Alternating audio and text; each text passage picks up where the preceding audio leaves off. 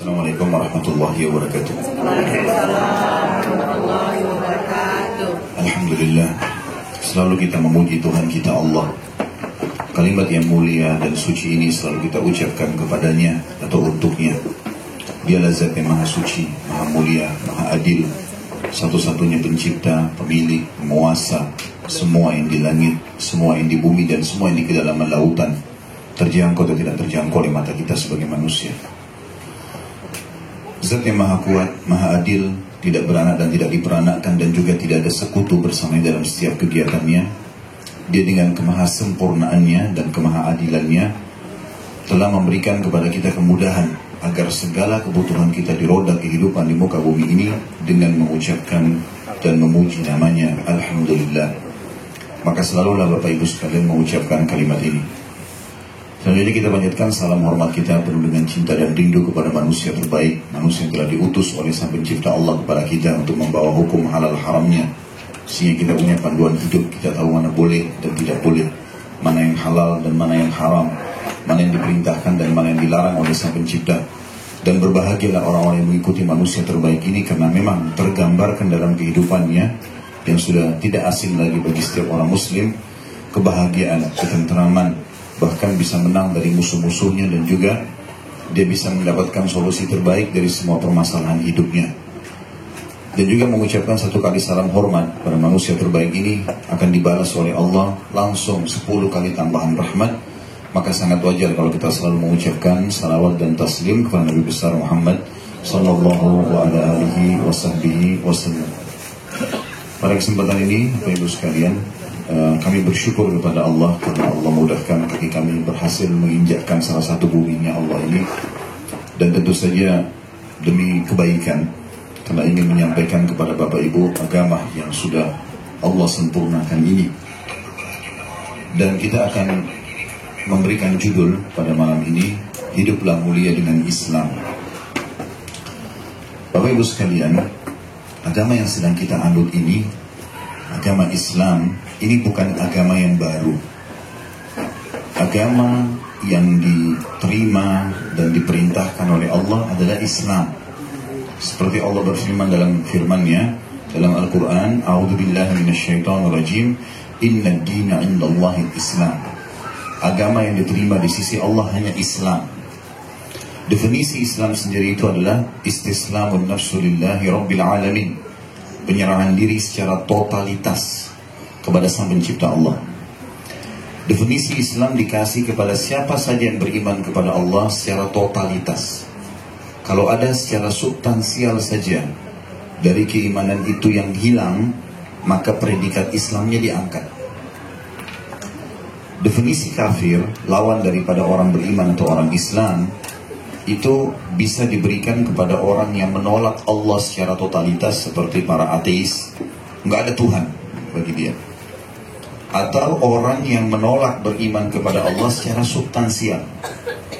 Lebih jelasnya begini, pengikut Nabi Musa alaihissalam di zaman Nabi Musa alaihissalam masih hidup dikatakan Muslim, karena dia beriman kepada Allah dan beriman secara totalitas ini kepada Nabi Musa alaihissalam dan kepada nabi-nabi sebelum Musa alaihissalam. Di zaman itu dikatakan pengikut Nabi Musa alaihissalam Muslim. Predikat Islam ini berlanjut kepada setiap manusia yang melanjutkan keimanannya kepada Nabi Musa alaihissalam, disempurnakan dengan imannya kepada Nabi Isa alaihissalam. Jadi waktu Nabi Isa alaihissalam datang, siapapun dari Bani Israel yang tadinya menjadi pengikut dari Nabi Musa alaihissalam lalu beriman kepada risalah Isa, artinya tetap diyakini Musa sebagai nabi, tapi ada nabi lagi yang datang setelahnya melengkapkan risalah dari langit, dan syariat yang dibawa dalam Injil menghapus syariat Taurat sehingga Taurat tidak lagi diterapkan dalam kehidupan. Dia imani itu, maka namanya Muslim. Jadi pada zaman Nabi Isa alaihissalam masih hidup, dan yang beriman pada Allah dan Nabi Isa alaihissalam dan semua nabi sebelum Isa alaihissalam dikatakan Muslim. Yang menolak ini Nabi Isa, walaupun dia mengaku beriman kepada Allah seperti orang-orang Yahudi. Kalau Bapak Ibu tanya di sini orang-orang Nasrani, maka bagaimana hukum menurut agama kalian tentang orang Yahudi? Jawabannya mereka kafir. Kenapa kok bisa kafir? Kan Yahudi juga agama profetis. agama yang mengimani Allah dan juga mengikuti Nabi Musa? Jawaban mereka pasti sederhana, karena mereka masih menolak kenabian Isa alaihissalam. Berarti kufur itu kepada Allah bisa menolak secara totalitas atau secara substansial. Nah, substansial ini adalah seperti tadi, masih ada nabi yang ditolak. Begitu pula Bapak Ibu sekarang, predikat Islam ada pada kita karena kita mengimani risalah yang datang setelah Isa juga, Nabi Muhammad SAW. Dan kita imani semua nabi-nabi sebelumnya. Dalam konsep ayat Al-Quran disebutkan, La nufarriqu baina ahadi min rusuli. Kita tidak pernah membeda-bedakan kita tidak pernah bedakan antara nabi-nabi dan rasul. Semuanya diimani. Hanya saja yang diterapkan syariatnya, peraturannya adalah rasul yang terakhir. Itulah sebabnya kenapa predikat muslim diberikan kepada semua orang yang mau mengucapkan syahadat, beriman kepada Allah dan beriman kepada risalah Nabi Muhammad SAW, dan juga beriman pada nabi-nabi sebelumnya. Jadi kita tahu kita punya rukun iman yang 6, iman kepada Allah, iman kepada malaikat-malaikat, kepada kitab-kitab, kepada rasul-rasul. Jadi kalau ada seseorang di antara kita mengatakan Isa bukan nabi atau Musa bukan nabi karena itu nabinya orang Nasrani atau orang Yahudi, maka dia kafir. Dia nggak boleh mengucapkan itu. Oleh karena itu, sebab Bapak Ibu mendapatkan predikat sebagai seorang muslim karena kita beriman kepada Allah secara totalitas. Ini maksud daripada Islam. Sementara istilah Islam bukan baru, karena Islam dari dulu sudah ada. Semua agama yang diturunkan dari langit oleh Allah, dibawa oleh Nabi, dan di masa Rasul itu ada, belum diutus Rasul setelahnya, maka dikatakan dia adalah Muslim. Siapapun Bapak Ibu sekalian yang diberikan oleh Allah karunia, dia berhasil masuk Islam, baik itu lahir dalam keadaan Islam ataupun dia masuk Islam setelah dia dewasa, maka Allah berarti menginginkan kebaikan untuknya. Sebagaimana Allah berfirman dalam salah satu ayat Al-Quran, A'udzubillahi minasyaitonirrajim, afaman syaraha Allahu sadrahu lil Islam fahuwa ala nurin min rabbih. Siapapun yang telah Allah lapangkan dadanya untuk masuk Islam, dari kecil dia dalam keadaan Islam, lahir ataupun setelah dewasa dapat hidayah, kemudian dia ikuti petunjuk itu, maka dia berada di atas cahaya Tuhannya. Juga dalam ayat yang lain Allah Subhanahu wa taala berfirman yang disebutkan di dalam surah Al-An'am, "Faman yuridillahu an yahdiyahu yashrah sadrahu lil Islam." Siapa yang Allah inginkan petunjuk baginya, maka Allah akan lapangkan dadanya untuk menganut Islam. Ini dulu tentang definisi Islam dan apa itu agama Islam dan kenapa kita mendapatkan predikat Islam. Perlu kita garis bawah juga Bapak Ibu sekalian, supaya lebih menambah informasi. Ada perbedaan antara Nabi sama Rasul. Allah mengutus 124.000 Nabi, diantaranya 313 Rasul. Kalau Nabi, jumlahnya banyak sekali. Tapi Nabi ini seseorang yang Allah utus tidak membawa syariat baru, nggak ada hukum baru. Dia hanya mengingatkan kaumnya apa yang disampaikan oleh Nabi atau Rasul sebelumnya. Itu Nabi. Kalau Rasul, dari 124.000 Nabi, diantaranya 313 Rasul. Kecil sekali jumlah Rasul. 124.000 cuma dikurangi 313. Itu Rasul. Rasul adalah seseorang yang Allah utus membawa syariat baru yang menghapus syariat sebelumnya. Dia bawa hukum baru dari Allah, dihapus syariat yang sebelumnya. Saya kasih contoh. Musa alaihissalam adalah Rasul. Isa alaihissalam adalah Rasul. Waktu datang Musa membawa kitab Taurat, maka syariat yang ada sebelumnya terhapus dan diterapkanlah syariat Nabi Musa alaihissalam. Waktu datang Isa alaihissalam juga Rasul, bawa Injil, maka dengan datangnya Isa, Taurat sudah tidak berlaku lagi hukumnya, diganti oleh Injil, tapi tetap harus diyakini ada kitab namanya Taurat, ada Nabi namanya Musa. Cuma yang diterapkan sudah ini. Membaca sekarang yang dapat pahala adalah Injilnya. Begitu pula pada saat Al-Quran datang. Karena Nabi Muhammad SAW seorang Rasul, maka beliau dengan diutus menghapus syariat sebelumnya. Maka yang diterapkan adalah syariat Al-Quran. Tetap meyakini ada Taurat, ada Injil yang turun pada Nabi Musa dan Nabi Isa alaihi wassalatu wassalam. Semua nabi-nabi sebelum Nabi Muhammad SAW Bapak Ibu sekalian diutus khusus untuk kaumnya saja. Dan hanya Nabi Muhammad SAW yang diutus untuk seluruh alam semesta. Jadi sebelum Nabi Muhammad SAW, Bapak Ibu sekalian, semua nabi-nabi hidup sezaman. Seperti misalnya Musa alaihissalam sezaman dengan saudaranya sendiri Harun. Musa alaihissalam sezaman dengan nabi lain di lokasi lain namanya Khidir. Nabi Musa alaihissalam punya lokasi dakwah Mesir dan Palestina. Nabi Musa waktu itu tidak punya kewajiban sebalim agama kemana-mana. Dia cuma punya lokasi itu saja. Nabi Khidir itu berdakwah di daerah Asianya Turki. Dan diceritakan dalam surah Al-Kahfi bagaimana dua nabi ini bertemu. Begitu pula Nabi Isa alaihissalam sezaman dengan sepupunya sendiri, Nabi Yahya. Ibu sama ibunya saudara. Ibunya Nabi Isa, Maryam, dengan ibunya Nabi Yahya, ya, yang diberikan nama Isabella, ya sebenarnya. Itu adalah saudara. Dua-duanya jadi nabi sepupu. Bahkan ayahnya Yahya, Zakaria alaihissalam juga adalah nabi. Jadi sebelum Nabi Muhammad SAW, semua nabi-nabi itu hidup sezaman dan mereka punya lokasi dakwah sendiri. Sebelumnya juga Nabi Ibrahim alaihissalam sezaman dengan ponakannya sendiri namanya Nabi Lut. Gitu kan? Tapi Nabi Muhammad SAW itu sampai seluruh alam semesta, tidak ada lagi nabi yang sezaman dengan beliau. Bahkan sempat terputus wahyu kurang lebih 600 tahun. Fase antara Isa alaihissalam dengan Nabi Muhammad alaihissalam. Dan kata Nabi Muhammad SAW, semua nabi-nabi sebelumku diutus khusus untuk kaumnya dan aku diutus untuk seluruh alam semesta. Apa makna kalimat ini Bapak Ibu sekalian? Teman-teman kita yang Nasrani tidak punya kewajiban untuk menyampaikan agama Nasrani ke Indonesia. Karena Nabi Isa adalah Nabi Bani Israel. Nabi untuk Israel saja. Siapa itu Bani Israel? Bani artinya keturunan. Israel nama lainnya Nabi Yakub. Nabi Ibrahim alaihissalam punya dua orang istri. Ada Sarah, anaknya dari Sarah, Ishak. Istri keduanya Hajar, anak istri dari sini adalah Ismail. Dua-duanya Nabi.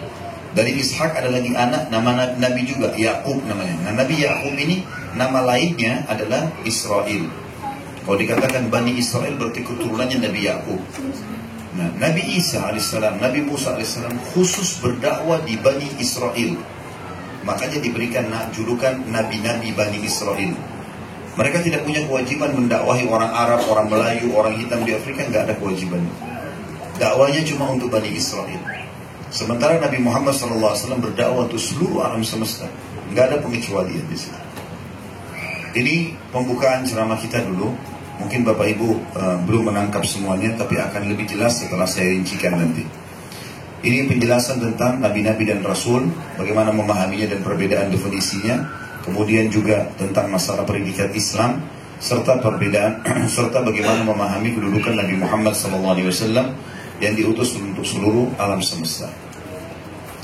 Agama yang sedang kita anut ini, Bapak Ibu sekalian, agama dari Allah adalah panduan hidup.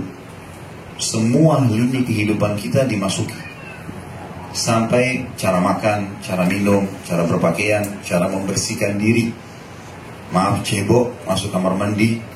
Kemudian cara tidur, cara berumah tangga, bersosial, berekonomi, berpolitik, semuanya diatur. Ini panduan hidup.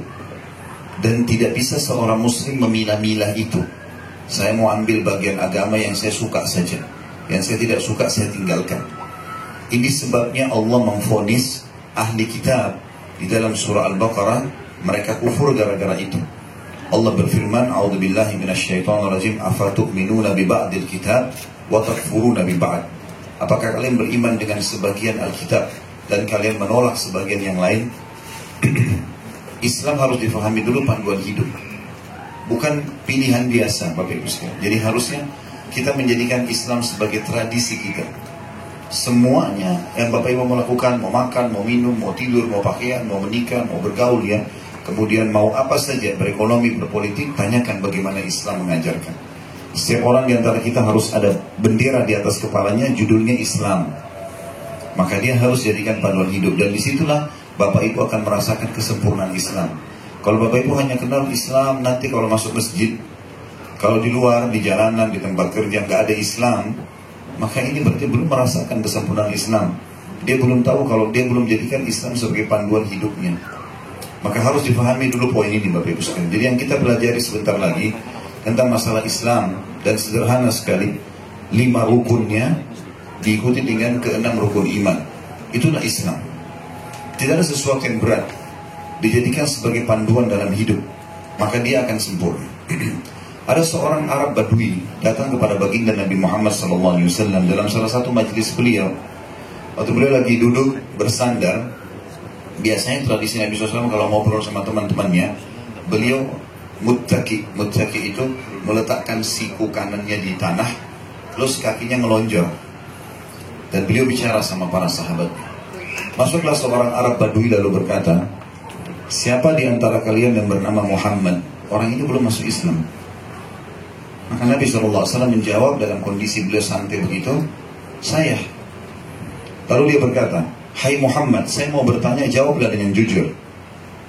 Maka semua orang melihat ke orang ini, karena dia tidak dikenal, bukan penduduk Madinah. Dan dia bertanya dengan Nabi SAW, tidak memanggil Nabi, tidak mengatakan Rasul, panggil namanya. Ini sebuah tanda tanya. Lalu kata Nabi SAW, baik, silakan. Dia bilang, saya ingin tanya, siapa yang meninggikan langit, yang berdiri langit seperti sekarang ini, yang bisa dilihat setiap hari? Siapa yang mendirikannya dan membuatnya?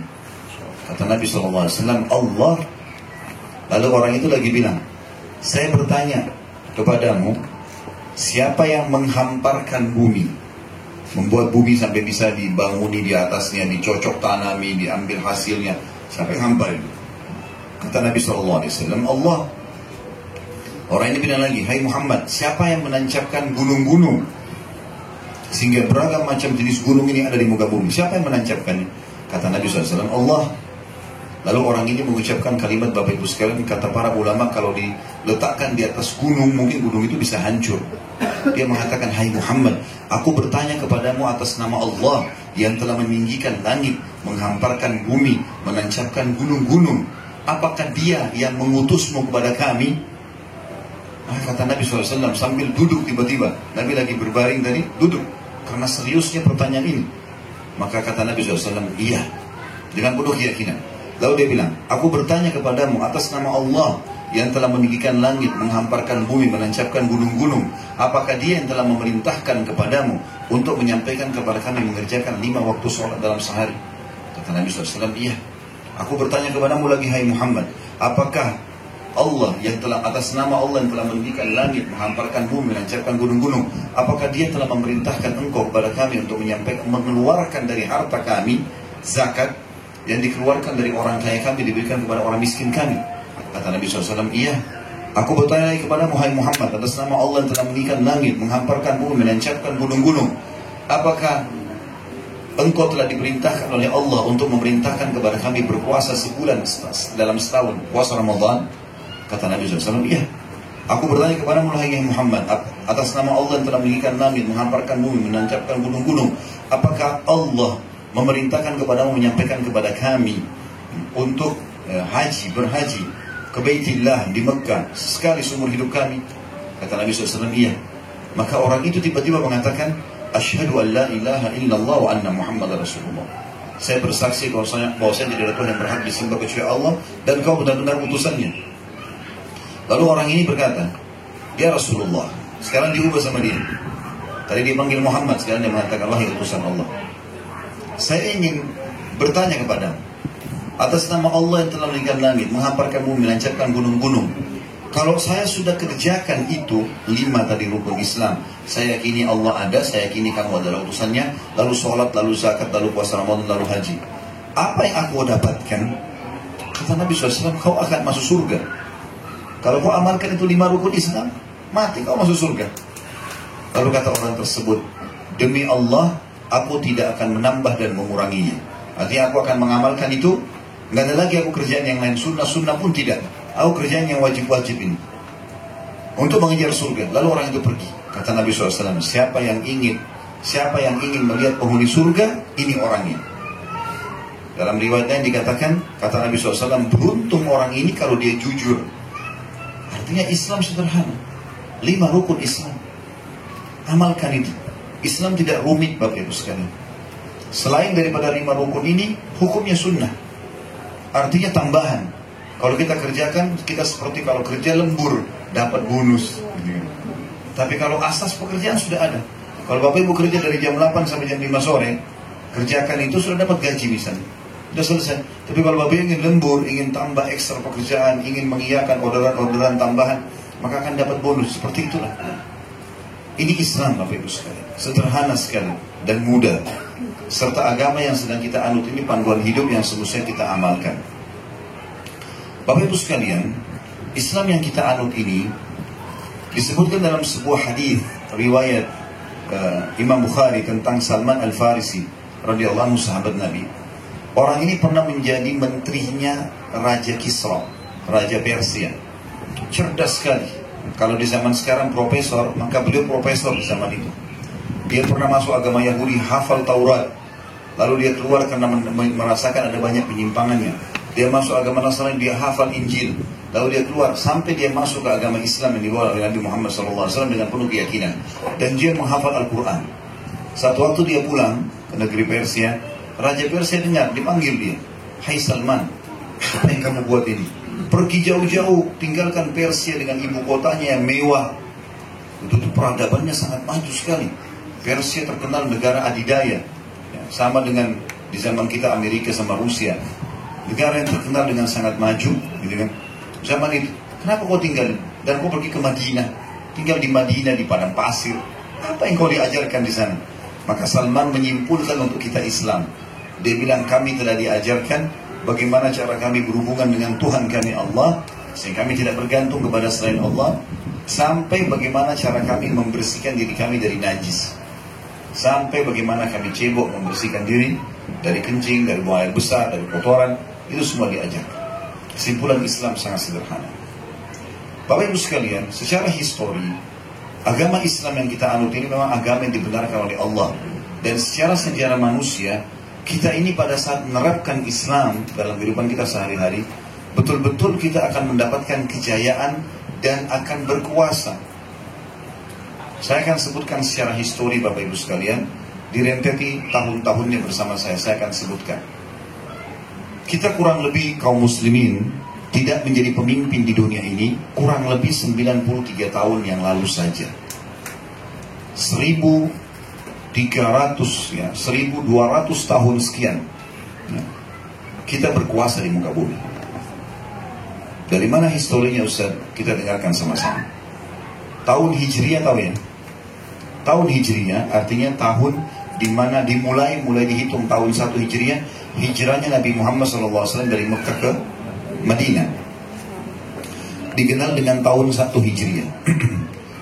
Dari tahun 1 Hijriah, Bapak Ibu sekalian, sampai tahun 10 Hijriah, tepatnya awal tahun 11 Hijriah, Nabi kita Muhammad SAW membangun peradaban yang luar biasa. Zaman itu nggak ada teknologi. Beliau hijrah dari Mekah ke Madinah. Madinah itu Bapak Ibu sekalian kampung kecil. Penghasilannya pun kurma saja. Nggak ada yang lain. Penduduknya masih sangat sedikit. Waktu itu ada 2 negara adik kuasa. Ada Romawi di sisi utaranya Jazirah Arab dan baratnya, dan ada Persia di sisi timurnya Jazirah Arab. Dua-dua bumi ini dibelah 2, dikuasai oleh Romawi dan Persia. Dan Allah sebutkan itu dalam surah namanya surah Ar-Rum tentang 2 negara adik kuasa ini. Bapak Ibu sekalian, waktu itu Nabi Muhammad SAW hijrah. Beliau tahu ada negara-negara adik kuasa dan beliau ingin mendirikan sebuah peradaban dan sebuah negara. Tapi Nabi Muhammad SAW waktu itu sama sekali tidak pergi ke Persia, tidak pergi ke Romawi, minta untuk belajar sistem ekonomi, sistem politik, ya, atau mungkin peradaban, atau mungkin kemiliteran. Tidak ada sama sekali. Nabi Muhammad SAW hijrah ke Madinah, lalu menerapkan hukum Allah yang sudah turun pada beliau. Sama sekali, mulai dari nol. Ekonominya mulai dari nol, politik dari nol, peradaban dari nol, nol semuanya. Yang diterapkan adalah hukum-hukum Allah, akhlak-akhlak yang Allah ajarkan, adab-adabnya, hukum halal haramnya.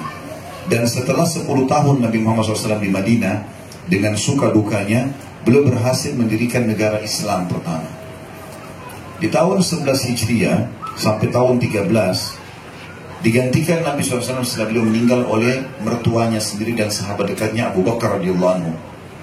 Karena Abu Bakar berkuasa 2 tahun, dari tahun 11 sampai tahun 13. Dan di sini Abu Bakar banyak menyelesaikan fitnah internal. Jadi waktu Nabi SAW meninggal, banyak suku-suku Arab yang murtad, Nabi sekalian. Nggak mau lagi dalam Islam karena Nabi sudah meninggal. Ada juga yang tidak mau bayar zakat, menganggap zakat itu hanya untuk Nabi Muhammad SAW. Maka sama Abu Bakar diperangi mereka. Setelah Abu Bakar meninggal di tahun 13, datanglah khalifah yang kedua, Umar bin Khattab. Umar bin Khattab tidak ada yang tidak kenal nama yang mulia ini. Dia berkuasa 10 tahun, dari tahun 13 Hijriah sampai 23 Hijriah. Dan di masa inilah Islam menguasai setengah dunia. Setengah dunia. Dan Abu Bakar ini, Abu Bakar Umar ini radhiyallahu anhuma, ini adalah orang-orang Arab Badui dari padang pasir di Mekah. Nggak ada lampu, nggak ada media. Yang diterapkan betul-betul hanya Islam yang dibawa oleh Nabi Muhammad SAW. Halal yang halal dihalalkan oleh Allah, haram yang haram. Semua sistemnya diterapkan dalam ekonomi, dalam politik, dalam rumah tangga, dalam bersosial, semuanya. Di tahun 15 Hijriah, Umar bin Khattab jadi khalifah tahun 13. Di tahun 15 Hijriah, Bapak Ibu sekalian, beliau bentuk pasukan mengekspansi Islam ke wilayah utara Jazirah Arab, tepatnya negeri Syam, Palestina, Jordania, Lebanon dan Syria. Ini dulu namanya negeri Syam. Di utara Jazirah Arab di atas, dipimpin oleh Abu Ubaidah bin Jarrah dan Khalid bin Walid radhiyallahu anhuma. Pasukan ini pergi ke sana sampai berhasil menembus Palestina. Dan waktu itu pendeta yang memegang kunci Masjid Aqsa memberikan langsung kuncinya kepada Umar bin Khattab. Dan dia kagum kepada Umar bin Khattab gara-gara pada saat dia bilang kepada muslimin, saya akan serahkan kuncinya tapi pada raja kalian. Maka Abu Ubaidah kirim surat ke Madinah, ya Amir Mu'minin, penjaga Masjid Aqsa tidak mau menyerahkan kunci kecuali pada anda. Maka Umar mengajak satu orang budaknya dia, sahayanya namanya Salim. Hai Salim, ayo kita jalan berdua. Berdua, nggak ada pasukan, nggak ada apa. Jalan berdua dan naik satu unta saja. Kata Umar, kita akan bergantian. Sekali kamu naik, saya yang pegang tali untanya. Sekali saya naik, kamu yang tarik tali untanya. Nggak ada pasukan, nggak ada yang dampingi. Hubungannya hanya kepada Allah SWT. Maka Umar radhiyallahu anhu ini pergi ke sana. Begitu tiba di Palestina, orang-orang pada bersorak, Amir Mu'minin datang, raja datang. Orang-orang Nasrani pun keluar dengan baju-baju mewah mereka untuk menyambut raja yang berkuasa sekarang. Begitu masuk di pintu gerbang, Umar bin Khattab melihat Abu Ubaidah bin Jarrah, Khalid bin Walid pakai baju-baju yang bagus. Sama Umar dilemparin batu. Kata Umar, apa yang membuat kalian tiba-tiba berubah seperti ini? Kata mereka, ya Amir Mu'minin, kalau kami tidak pakai baju begini, kami dianggap remeh oleh musuh-musuh kami. Kata Umar, kembali ke baju-baju kalian yang awal. Pemerintahan dan kekuasaan bukan untuk bermewah-mewah nih. Maka pendeta ini pun tanya, mana raja kalian? Kebetulan waktu itu, waktu masuk di pintu gerbang Palestina, gilirannya Umar bin Khattab yang pegang tali kekangan unta, budaknya di atas. Maka orang-orang pada bilang, itu yang lagi pegang tali kekangan unta. Terus siapa yang di atas itu? Itu budaknya dia. Kok bisa dia buat seperti itu? Ya dia memang sepakat sama budaknya jalan. Sekali perjalanan jarak tertentu, budaknya di atas, dia yang pegang, atau dibalik setelah itu. Maka kata dia, kata pendeta ini dalam riwayat yang sahih menjelaskan kepada kita dalam histori Islam, saya sungguh sangat yakin orang inilah memang yang disebutkan dalam Injil akan menerima kunci Masjid Aqsa. Maka dia pun memberikan kepada Umar radhiyallahu anhu. Jadi utara Jazirah Arab sudah diekspansi, berhasil 4 negara itu sekarang masuk Islam. Kemudian wilayah Asianya Turki juga tembus. Di tahun 16 Hijriah, dan itu ada peperangan namanya Perang Yarmuk ya. Bapak Ibu, kalau satu waktu Allah takdirkan bisa melewati wilayah Jordania, di situ ada lembah tempat peperangan Yarmuk yang terkenal tahun 15 Hijriah, yang Umar bin Khattab pasukannya berhasil menembus negeri Syam. Dan sekarang itu ada kampus namanya Universitas Yarmuk. Di tahun 16-nya Umar bin Khattab mengutus pasukan lain dari Madinah dan diiklankan siapa yang mau ikut silahkan. Berkumpullah muslimin, 30.000 orang waktu itu. Yang pertama ke negeri Syam sekitar 12.000 orang saja. Ini sekarang 30.000 orang dipimpin oleh Sa'ad bin Abi Waqqas. Disuruh oleh Umar ekspansi Islam ke wilayah timurnya Jazirah Arab. negeri Persia, Irak, Iran, Afghanistan, Rusia. Bertemulah pasukan muslimin di tahun 16 Hijriah di perang namanya Qadisiyah.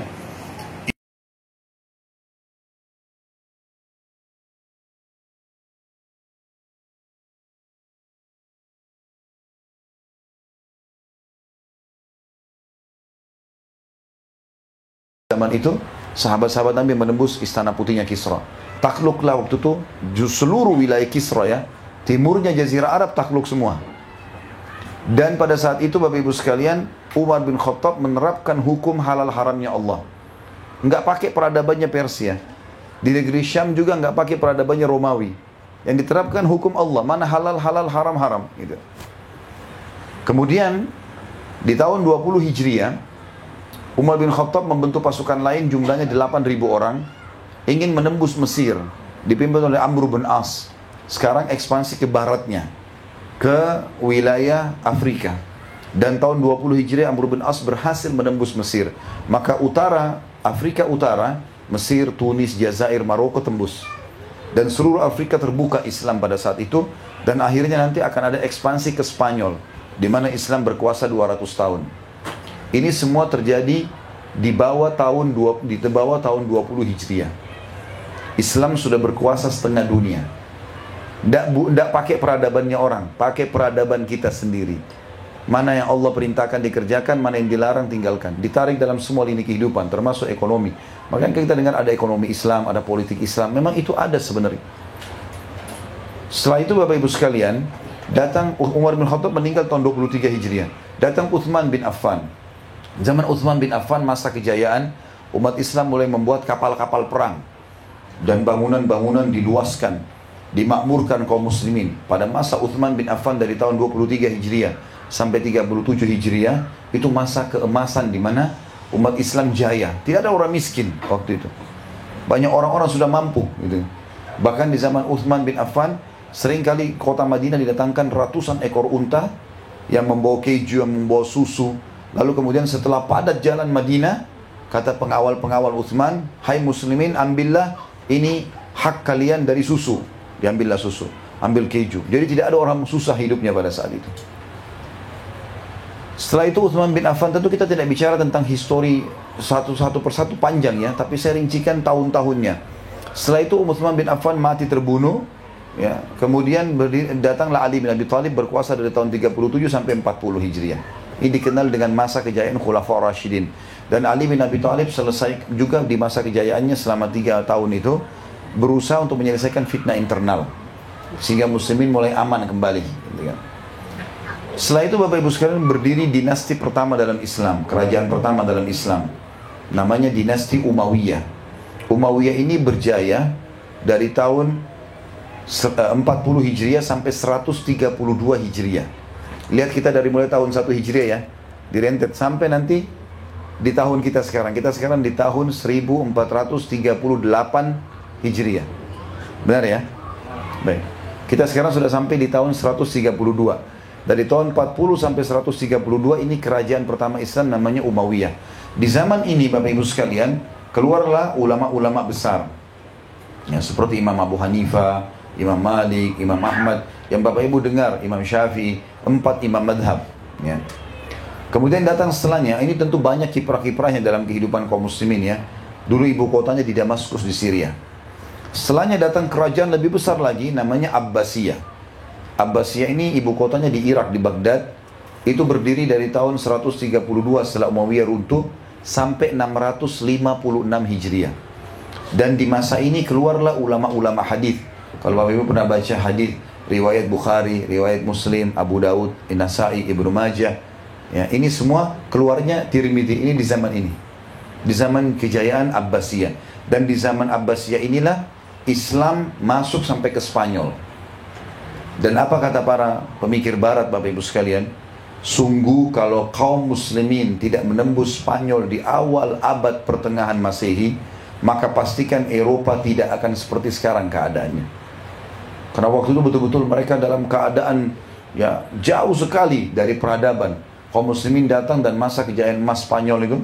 Dan sampai sekarang pemerintah Spanyol berbangga-bangga dengan jembatan peninggalan umat Islam dulu, dengan bangunan peninggalan umat Islam. Kita kalau masuk ke Spanyol kita temukan banyak bangunan-bangunan kuno, itu peninggalan kaum muslimin.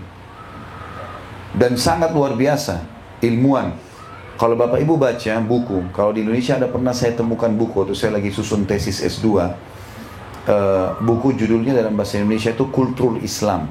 Subhanallah, saya cari buku itu nggak ketemukan lagi. Saya tidak tahu itu tulisan siapa, saya tidak ingat. Tapi sempat saya jadikan rujukan dalam tesis S2 saya. Itu kalau tidak salah buku terjemahan. Ya. Buku itu Bapak Ibu sekalian menjelaskan peninggalan umat Islam di Spanyol. Sampai lengkap dengan foto-fotonya. Dan banyak nama-nama ilmuwan. Memang masa kejayaan Islam di Spanyol itulah yang sekarang ilmu pengetahuan berkembang darinya.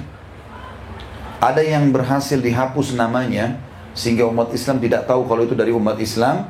Ada yang tidak berhasil dihapus namanya. Saya mulai dari yang tidak bisa dihapus namanya, seperti ilmu matematika dinamakan Al-Jabar. Itu sebenarnya penemu teori dan rumus matematika namanya Abdul Jabbar, Muslim dari Spanyol di masa kejayaan itu. Yang menemukan pertama penerbangan, ya, itu bukan adik kakak dari Inggris. Mereka hanya menerjemahkan buku, namanya Abbas ibn Akhnas. Kalau Bapak Ibu ketik di Google, kisah Abbas ibn Akhnas, penemu penerbangan pertama. Itu orang Islam dari Spanyol. Yang dia buat, dia lihat burung, kemudian dia lihat komposisi sayapnya, lalu dibuat sama dia persis seperti itu, ditaruh di tangannya, kiri kanan. Lalu dia coba praktek loncat dari gunung tertinggi di Spanyol, berhasil mendarat, nggak mati. Teori-teori dia, itu diambil pada saat Spanyol runtuh dulu di tangan orang-orang Nasrani. Diambil, kemudian diterjemahkan oleh dua orang adik kakak dari Inggris, yang akhirnya ditulislah mereka yang menemukan penerbangan. Yang pertama menemukan aliran listrik yang Bapak Ibu lihat sekarang, sehingga ada pada saat itu sampai sekarang lah ya, ada mobil, ada kereta api, ada pesawat segala macam. Ini seorang yang bernama Al-Jaziri. Al-Jaziri. Saya pernah tidak sengaja buka YouTube dan saya lihat di situ, kalau tidak salah judulnya bahasa Indonesia, Bapak Ibu sebentar pulang bisa ketik di YouTube, peradaban Islam yang terlupakan.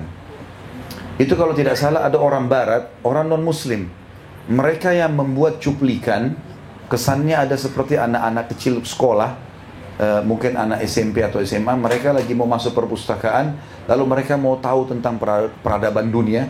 Itu mereka sendiri gambarkan.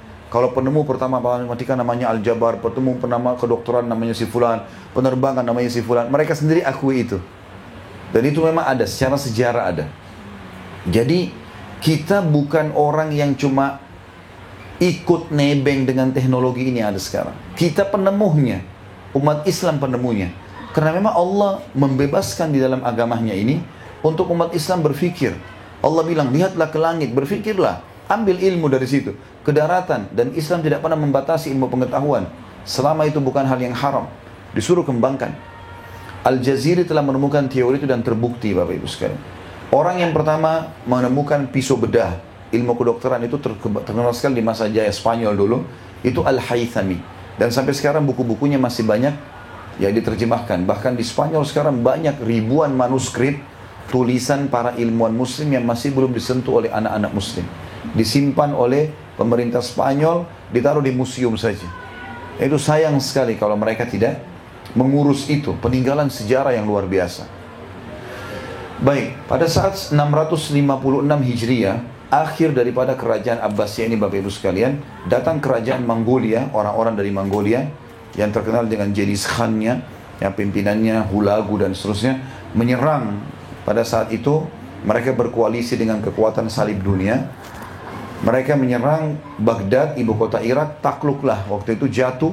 Dan mereka membantai kurang lebih 800.000 muslim. Bahkan waktu itu Baghdad, lautnya berubah menjadi warna merah dan biru karena darah manusia dan juga tinta-tinta tulisan para ulama dibakar, dibuang semuanya. Pada saat itu, subhanallah, dengan hikmah Allah, berdiri kerajaan lain, tapi di sisi lain muka bumi ini, namanya Uthmaniyah di Turki. Itu berdiri kurang lebih 3 tahun setelah runtuhnya, atau 7 tahun setelah runtuhnya Abbasiyah. Dan Uthmaniyah ini menerapkan hukum Islam, Bapak Ibu sekalian.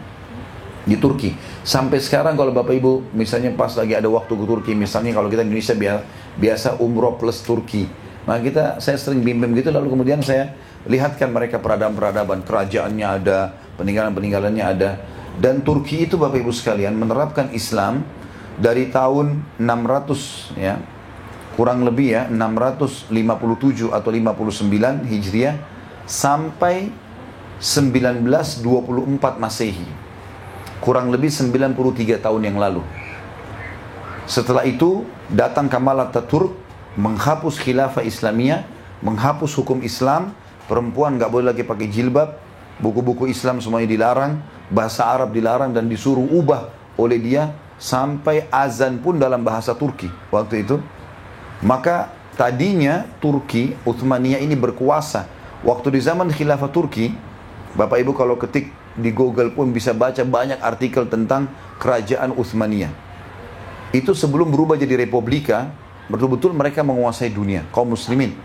Bahkan beberapa peperangan kita secara nasional di Indonesia, seperti waktu kita lawan Belanda, itu banyak sekali campur tangan khilafah Utsmaniyah mengirim bantuan ya, kapal-kapal perang mereka ke Indonesia, ke Asia Tenggara. Aceh dulu di Indonesia kita kenal dengan kerajaan Aceh, Banten, Sulawesi Selatan. Ya, ini banyak terkenal kerajaan-kerajaan besar di Islam di Indonesia. Itu di Indonesia kita kenal sebagai kerajaan. Di Turki itu terdaftar sebagai gubernur. Jadi mereka punya hubungan sama Turki, satu khalifah. Itu saking kuatnya. Gitu. Mereka butuh apa-apa hubungin Turki, seperti itu. Dan itu akhirnya terputus setelah runtuhnya khilafah Utsmaniyah ini pada tahun 1924, berubah dari khilafah menjadi republika.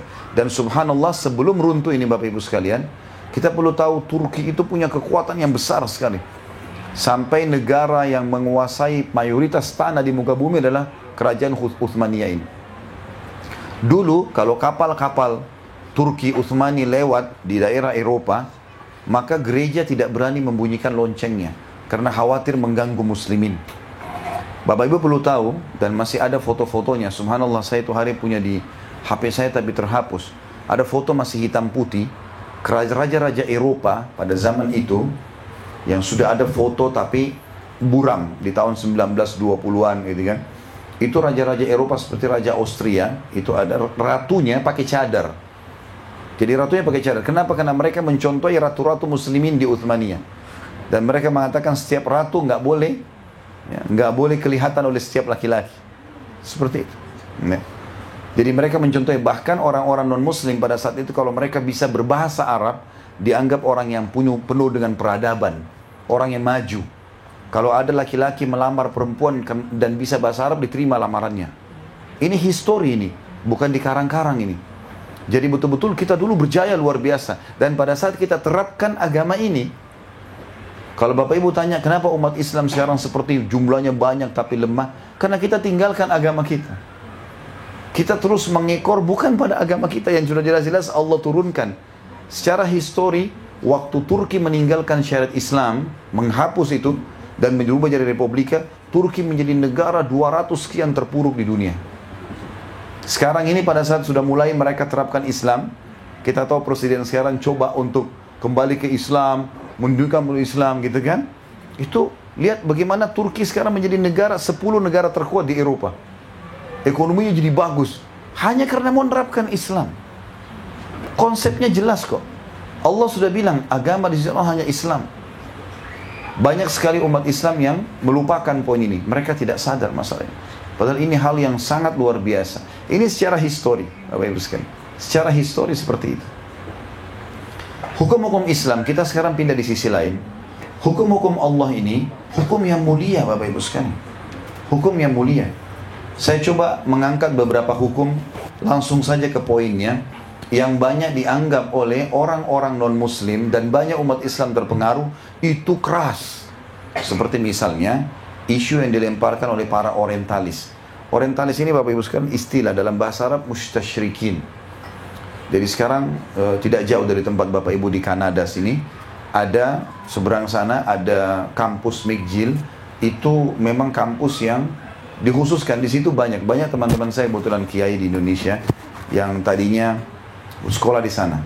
Jadi di sana banyak orang hafal Quran di kampus itu, hafal ribuan hadis tapi bukan muslim. Guru-gurunya non muslim. Mereka belajar Islam bukan untuk masuk Islam, untuk mencari kekurangan Islam. Mana ini kekurangannya Islam? Gitu. Jadi teman-teman yang belajar di sana itu pulang, akhirnya nanti sudah tidak lagi menganggap Islam itu sebagai sebuah pedoman. Tapi untuk maju harus mengikuti orang non muslim, bukan kita punya hukum sendiri. Itu berhasil. Itu berhasil ditanamkan, dan semua wilayah Islam banyak diberikan beasiswa untuk supaya mereka belajar di tempat-tempat seperti ini. Pulangnya nanti mereka mulai menyebarkan pemahaman-pemahaman yang tidak lagi membuat kepercayaan tentang benarnya agama Islam itu. Tapi semuanya sama, agama semua sama, sama-sama tujuannya. Ini bukan itu konsepnya. Ya. Dan perlu kita garis bawahi Bapak Ibu sekalian, kalau kita sedang mengklaim seseorang itu kafir dalam Islam ya, yang sedang kita klaim dan sedang kita perbaikin, yang sedang kita sorotin keyakinannya ya, bukan orangnya. Islam tidak pernah menyuruh kita menyakiti fisik orang, tidak pernah. Islam menyuruh kita memperbaiki kesalahpahaman dia. Seperti orang-orang Nasrani, dia mengatakan Allah punya anak, sementara Allah bilang lam yalid walam yulad. Yang sedang kita sorotin pemahaman yang salah, bukan fisiknya. Islam tidak pernah suruh benci fisik. Dan Bapak Ibu harus belajar untuk itu. Kita tidak boleh membenci fisik. Saya kasih contoh begini, supaya mudah difahami. Saya kasih contoh makanan misalnya. Kalau Bapak Ibu makan jeruk, kemudian Bapak Ibu dapatkan jeruk itu asam. Kalau orang yang membenci fisik, dia tidak akan makan jeruk selamanya. Asam nih, semua jeruk dipukul rata. Ini keliru. Yang sedang asam sifatnya, rasa itu, belum tentu semua jeruk sama.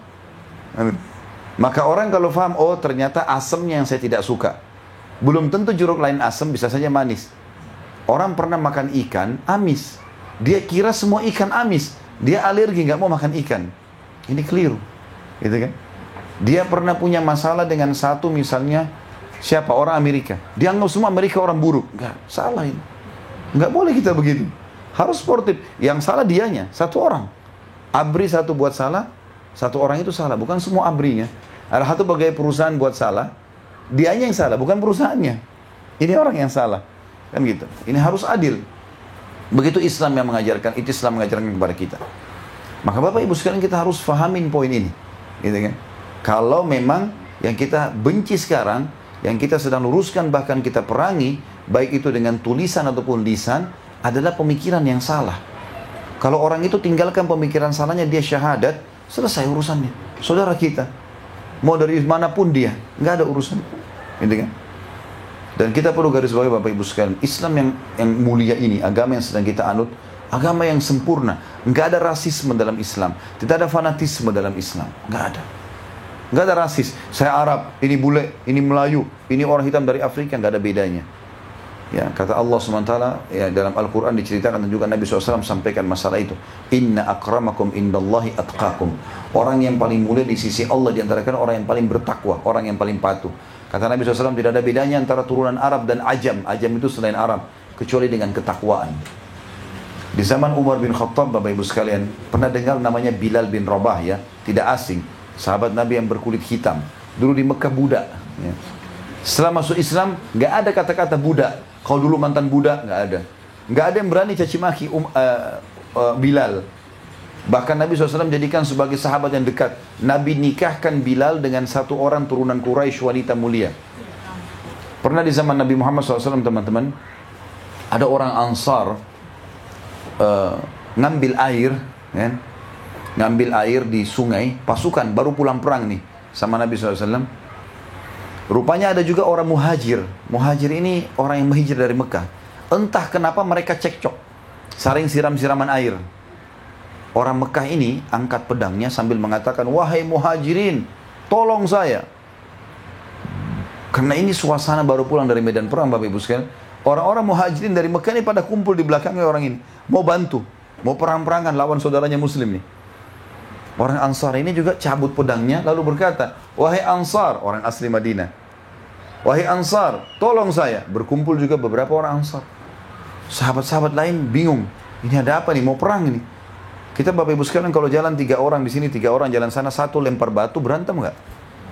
Berantem. Orang bisa berantem, ini bahaya, bunuh-bunuhan. Suasana panas masih baru dari medan perang. Maka ada satu orang melapor kepada Nabi SAW, ya Rasulullah, cepat kejar nih, Muhajirin dan Ansar mau saling perang. Maka Nabi SAW ke sana, lalu beliau mengatakan, awada'wal jahiliyati wa ana baina adhurikum. Apakah kalian masih mengumandangkan syiar-syiar jahiliyah begitu? Fanatisme, hai Muhajirin, hai Ansar. Ya kita di Indonesia, ayo orang Jawa bantu saya, orang Sulawesi bantu saya. Kata Nabi SAW, mau pasti pakai syiar-syiar jahiliyah, sementara saya sudah hidup ada di antara tengah-tengah kalian? Da'ha fa innaha mumtina. Tinggalkan segera, kalau tidak itu akan membinasakan kalian. Enggak ada lagi teman-teman sekalian, enggak ada rasisme dalam Islam. Agama yang sempurna luar biasa gitu. Walaupun dia kulit hitam, walaupun dia budak, walaupun dia cacat, kalau dia mulia, dia ibadah kepada Allah, dia lebih mulia di sisi Allah. Jadi agama yang membawa betul-betul kesetaraan, keadilan di situ. Ya. Secara histori kita berkuasa, secara peraturan juga tidak ada rasisme, tidak ada fanatisme. Ya. Dan sekarang kita tidak pernah dipaksa dalam Islam untuk menawarkan Islam ke orang. Kata Allah SWT dalam Al-Quran, konsepnya la ikraha fid din. Nggak boleh ada paksaan dalam agama. Tawarkan Islam, ini Islam, produk kita. Mau silakan, tidak mau nggak ada paksaan. Kita nggak boleh datang gebukin orang, ya seperti yang dilakukan oleh ISIS dan grup-grupnya ini semua.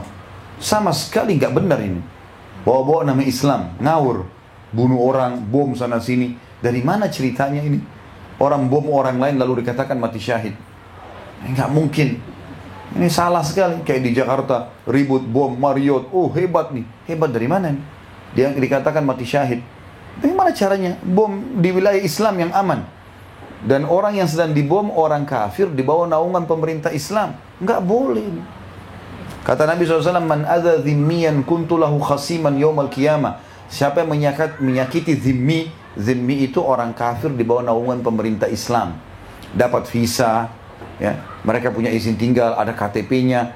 Di bawah naungan pemerintah Islam, dia akan jadi musuhku pada hari kiamat, kata Nabi SAW. Enggak boleh. Dalam hadis lain, hadis Bukhari, man qatala mu'ahadan lam yarih raihatal jannah wa inna rihaha latujadu min masirati 40 kharifa. Siapa yang coba-coba bunuh orang kafir di bawah naungan pemerintah Islam, mengganggu-ganggu mereka, maka dia tidak akan mencium bau surga. Dan bau surga dapat tercium dari jarak 40 tahun. Enggak ada sama sekali dalam Islam itu. Saya pernah duduk di sebelah saya tadi sore sempat ceritakan itu ya. Ada orang Nasrani Katolik di pesawat di sebelah saya. Kemudian saya tanya, Bapak siapa namanya, agamanya apa? Diceritakan sama dia Katolik. Saya bilang saya Muslim. Waktu itu kejadian masih baru-baru terjadi 11 September. Kejadian di Amerika ini yang ditabrakin pesawat dan seterusnya. Lalu Islamlah yang tertuduh dan seterusnya segala macam ya. Intinya waktu itu masih baru-baru kejadian. Jadi umumnya waktu itu cirinya yang ada di pembicara sekarang Bapak Ibu sekalian ya. Orangnya berjenggot lah segala macam. Padahal sebenarnya tidak ada hubungannya sama sekali. Ya. Sekarang banyak terbukti di dunia ini seperti di Burma, umat Islam yang dibakar di hari-hari sekarang ini, itu tidak berjenggot itu orangnya. Bukan itu teroris itu yang sebenarnya. Islam tidak pernah ngajarin itu. Waktu saya bicara sama dia, saya tanya, Pak, bagaimana pendapatnya tentang Islam? 20 menit Bapak Ibu sekalian semua buruk. Islam itu penjahat, Islam itu teroris, Islam itu garis keras. Terusak namanya gara-gara perbuatan-perbuatan bodoh seperti ini. Maka saya dengarin 20 menit dia ceritakan buruk. Setelah itu saya bilang, Bapak sudah selesai? Dia bilang iya. Itu kan pendapat Bapak tentang agama saya. Bisa nggak saya jelasin tentang agama saya? Oh silakan Pak. Lalu mulai saya ceritakan kepada dia. Saya bilang, Pak, dalam Islam ada jihad. Ada. Jihad itu sebuah ibadah. Itu perang suci. Seperti di Katolik juga ada kan Pak? Iya ada. Baik, kalau kami diserang, masa kami diam? Kan nggak mungkin. Itu pembelaan diri. Namanya jihad dalam Islam. Cuma sekarang disalahgunakan oleh orang-orang. Bom sana sini dianggap itu adalah jihad. Enggak, itu nggak benar. Kami pun tidak menerima itu. Tidak ada satupun ulama yang mendukung itu. Semuanya mengatakan itu perbuatan salah. Sekarang ISIS ini, semua umat Islam, ulama Islam soroti mereka. Ini ngawur ini, bakar-bakar orang, bunuh orang segala macam. Ini nggak ada hubungannya, gitu kan? Tapi jelas saya jelaskan ke dia, jihad itu adalah ibadah suci dalam Islam, membela diri.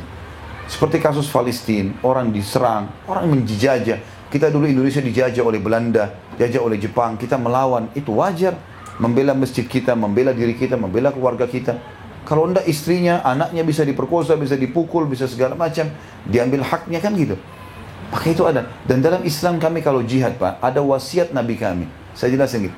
Tidak boleh bunuh perempuan, tidak boleh bunuh orang tua, tidak boleh bunuh anak-anak, tidak boleh bunuh orang menyerah, tidak boleh rusak fasilitas umum, tidak boleh membakar, tidak ada mutilasi, nggak boleh bunuh hewan-hewan. Jadi orang kalau sudah menyerah taruh senjatanya nggak boleh lagi diganggu. Udah selesai. Bahkan kata Nabi SAW, kalau kalian harus membunuh pun bunuh dengan cara yang baik. Tusuk mati selesai. Nggak ada mutilasi. Cungkil matanya, potong telinganya, nggak ada. Sama sekali nggak ada dalam Islam itu. Jadi sebenarnya ini menggambarkan negatif tentang Islam. Padahal tidak ada dalam Islam itu. Bapak Ibu tahu dalam alam militer semua kalau dikatakan penelitian semua peperangan jihad dari zaman Nabi SAW sampai kapanpun jihad itu dikumandangkan kalau benar membela kebenaran seperti yang agama ajarkan, maka paling sedikit korbannya. Paling sedikit korbannya. Dihitung jari.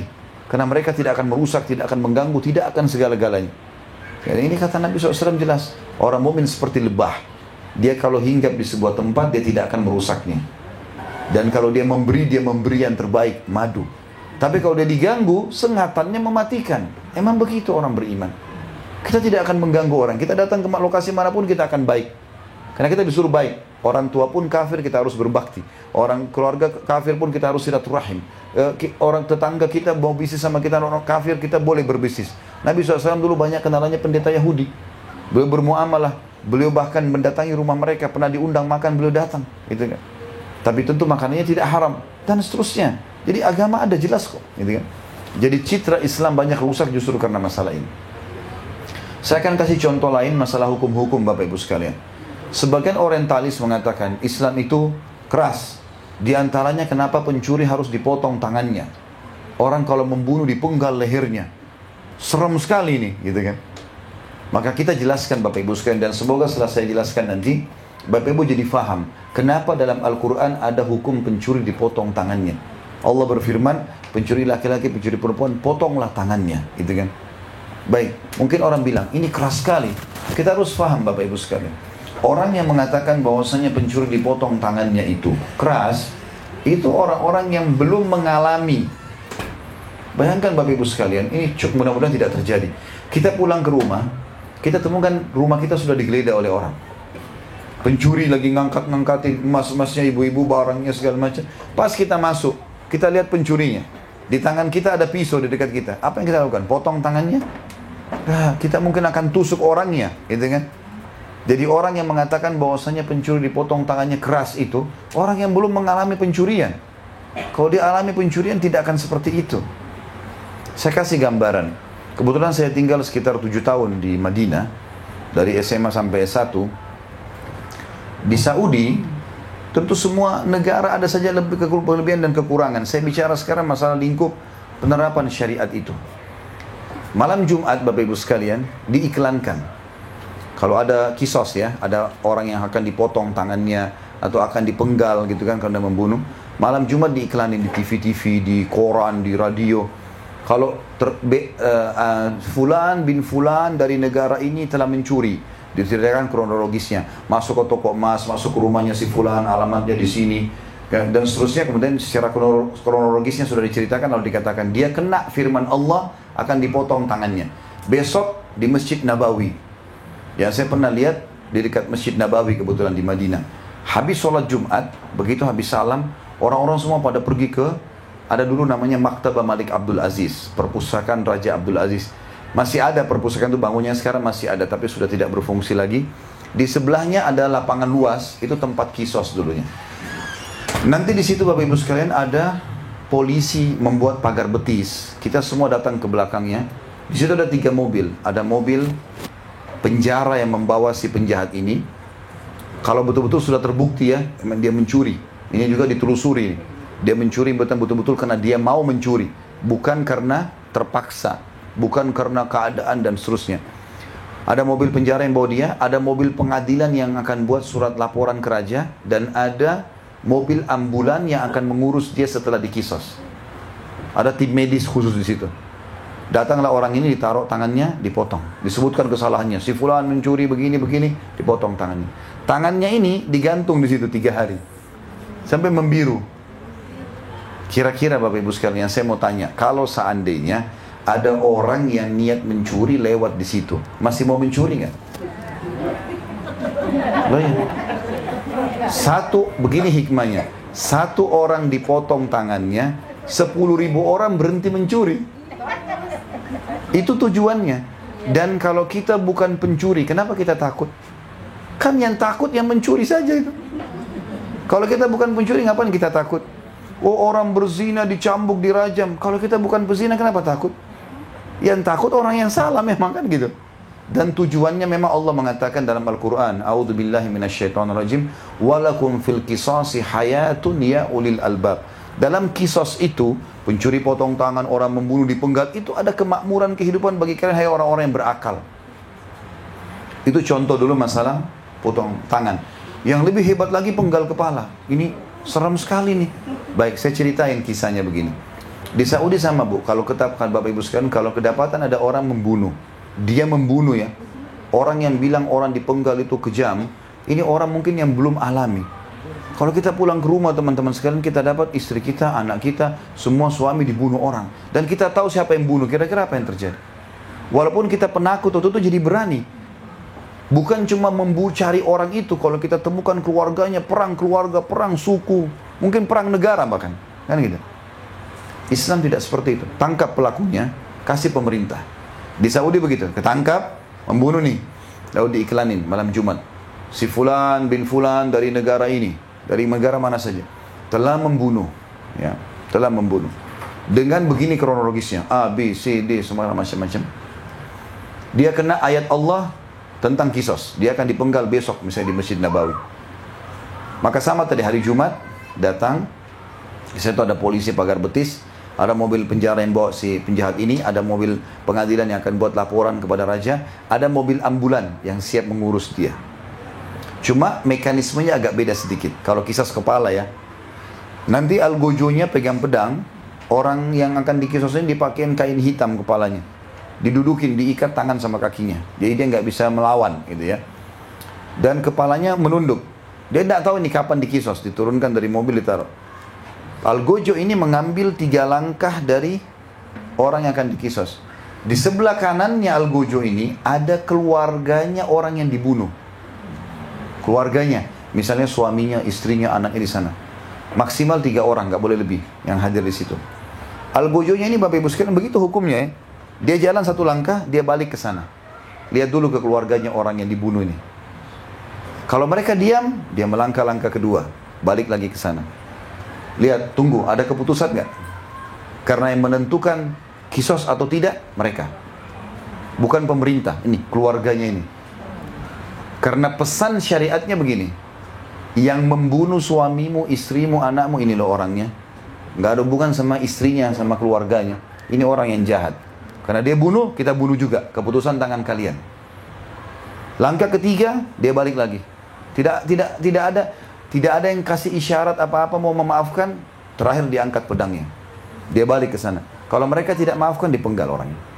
Tapi kalau di sana Bapak Ibu sekalian ada 1 orang saja kasih isyarat begini, nggak bicara, begini saja, artinya saya maafkan, nggak jadi kisos, nggak jadi kisos. Walaupun yang 2 orang tidak setuju, siapa suruh hadir di situ? Karena intinya bukan main penggal-penggal orang, tapi mau dititip pesankan pada mereka, jangan ada perang keluarga, jangan benci istrinya orang ini. Ini orang yang jahat. Jadi bisa saja dalam Islam istrinya pembunuh dan istri yang anaknya pembunuh dan anaknya yang dibunuh itu bisa menikah. Karena yang jahat orang tuanya belum tentu anaknya jahat. Kan ada begitu kan? Ada orang tua jahat, pemabuk segala macam, anaknya baik, hafal Quran. Kita tidak bisa salahkan. Per individu, begitu adilnya Islam gitu. Jadi ini orang ini yang salah. Bahkan kalau dia maafkan Bapak Ibu sekalian 1 orang, nggak jadi kisos, nggak jadi kisos. Dan pada saat tidak jadi kisos itu, tugasnya orang yang selamat dari kisos ini, itu harus membayar dia, denda. Dendanya kalau di Saudi, seingat saya, tidak tahu sekarang kalau berubah, sekitar 100.000 real. Ya mungkin sekitar 350 juta rupiah. Ya. Itu harus dibayar kepada keluarganya, itu yang sudah memaafkan tadi. Gitu. Seperti itulah. Dan banyak contoh-contoh kisah terjadi. Saya bukan sedang bicara pembelaan Saudi, bukan. Saya sedang bicara tentang hukum Islamnya. Karena saya lihat sendiri dengan mata kepala, gitu ya. Banyak di Indonesia isu negatif. Oh, Saudi itu menzalimi TKI kita. Saya hidup di sana, Bapak Ibu sekalian. Saya lihat, seperti kalau saya dengar isu negatif tentang Amerika, Bapak Ibu bisa bantah saya. Enggak kok Ustadz, kami tinggal di sini, kami tahu. Begitulah kurang lebih. Jadi, pernah terjadi ada TKW kita, Bapak Ibu sekalian. Dia jaga nenek-nenek. Nenek-nenek, orang tua. Kan sudah 80 tahun. Nenek-nenek ini dimanapun semua cerewet kan ya? Hah? Mau orang Arab, mau orang bule. Ya di sini kalau ada yang hadir tidak usah tersinggung karena berarti belum nenek-nenek. Tapi umumnya kan rewel ya. Nah orang kita ini rupanya yang jadi TKW nggak bisa sabar. Dimarah-marahin, kotorannya sana sini. Karena jengkel, dia bunuh nenek-nenek ini. Itu kisah nyata. Dibunuh sama dia. Bukan cuma dibunuh, dimutilasi. Dipotong-potong sama dia. Ditaruh di koper. Nenek itu. Dia pikir seperti di Indonesia ini. Saudi mirip seperti di sini, Bapak Ibu sekalian. Saya lihat di sini kadang-kadang sering ada pengecekan polisi ya. Saudi itu kita jalan sedikit, polisi lagi di sana, cek lagi. Cek paspor, cek ini. Jadi nggak bisa sembarangan. Orang mau pindah dari kota ke kota itu harus izin. Kayak kita mau keluar kota tadi ini, dari LA mungkin ke sini nih. Kalau Saudi nggak bisa begini nih. Ada checkpoint lagi di sana, periksa lagi. Nggak bisa sembarangan, jadi orang nggak bisa lari-lari di sana. Ketat sekali. Ini dia keluar, dia bawa koper itu. Ini orang kita nih, diwawancarai sampai di TV-TV di Jazirah Arab. Dia bawa koper, dia naik taksi. Di Saudi juga agak asing kalau ada perempuan sendiri naik taksi. Biasanya mereka asing, dianggap kok mau kemana orang ini sendirian? Pasti ada temannya lah, ada anaknya, ada pembantunya, ada ini orang sendirian. Seperti saya tanya, mau kemana? Ya jalan saja. Baiklah jalan, muter-muter lama. Kok ini orang mana tujuannya? Seperti saya rupanya curiga. Tidak tahu kenapa dengan hikmah Allah diberhentiin mobil, dibuka bagasi, dibuka kopernya, ditemukan ada manusia. Lapor ke polisi. Waktu lapor ke polisi, TKW kita apa? Ngaku. Iya, saya memang bunuh dia karena dia cerewet begini-begini. Saya lihat sendiri cuplikannya itu. Dia ngaku. Dan dalam Islam, kalau pelaku sudah memberikan kesaksian dirinya, nggak butuh saksi lain. Sudah nggak ada. Iya, saya membunuh. Udah selesai. Untuk apa saksi? Dia ngakui dirinya sendiri. Saksikan kalau dia tidak mengaku, kan gitu. Dia ngaku. Akhirnya kena kisos. Di kisos. Di Indonesia, kedutaan Saudi di demo. Oh begini, begitu, begini. Dan isunya nih seakan-akan itu ditolimi. Padahal sebenarnya Bapak Ibu sekalian, saya bilang di pengajian saya di Jakarta dan Bapak Ibu juga dengar sekarang. Saya kalau jadi keluarganya ibu itu, saya bersyukur sama Allah karena dikisos. Tahu kenapa Bapak Ibu sekalian? Karena dengan dikisos, ibu ini selamat dari hisab hari kiamat. Itu poin pertama. Karena kisos ini kan hukum Allah.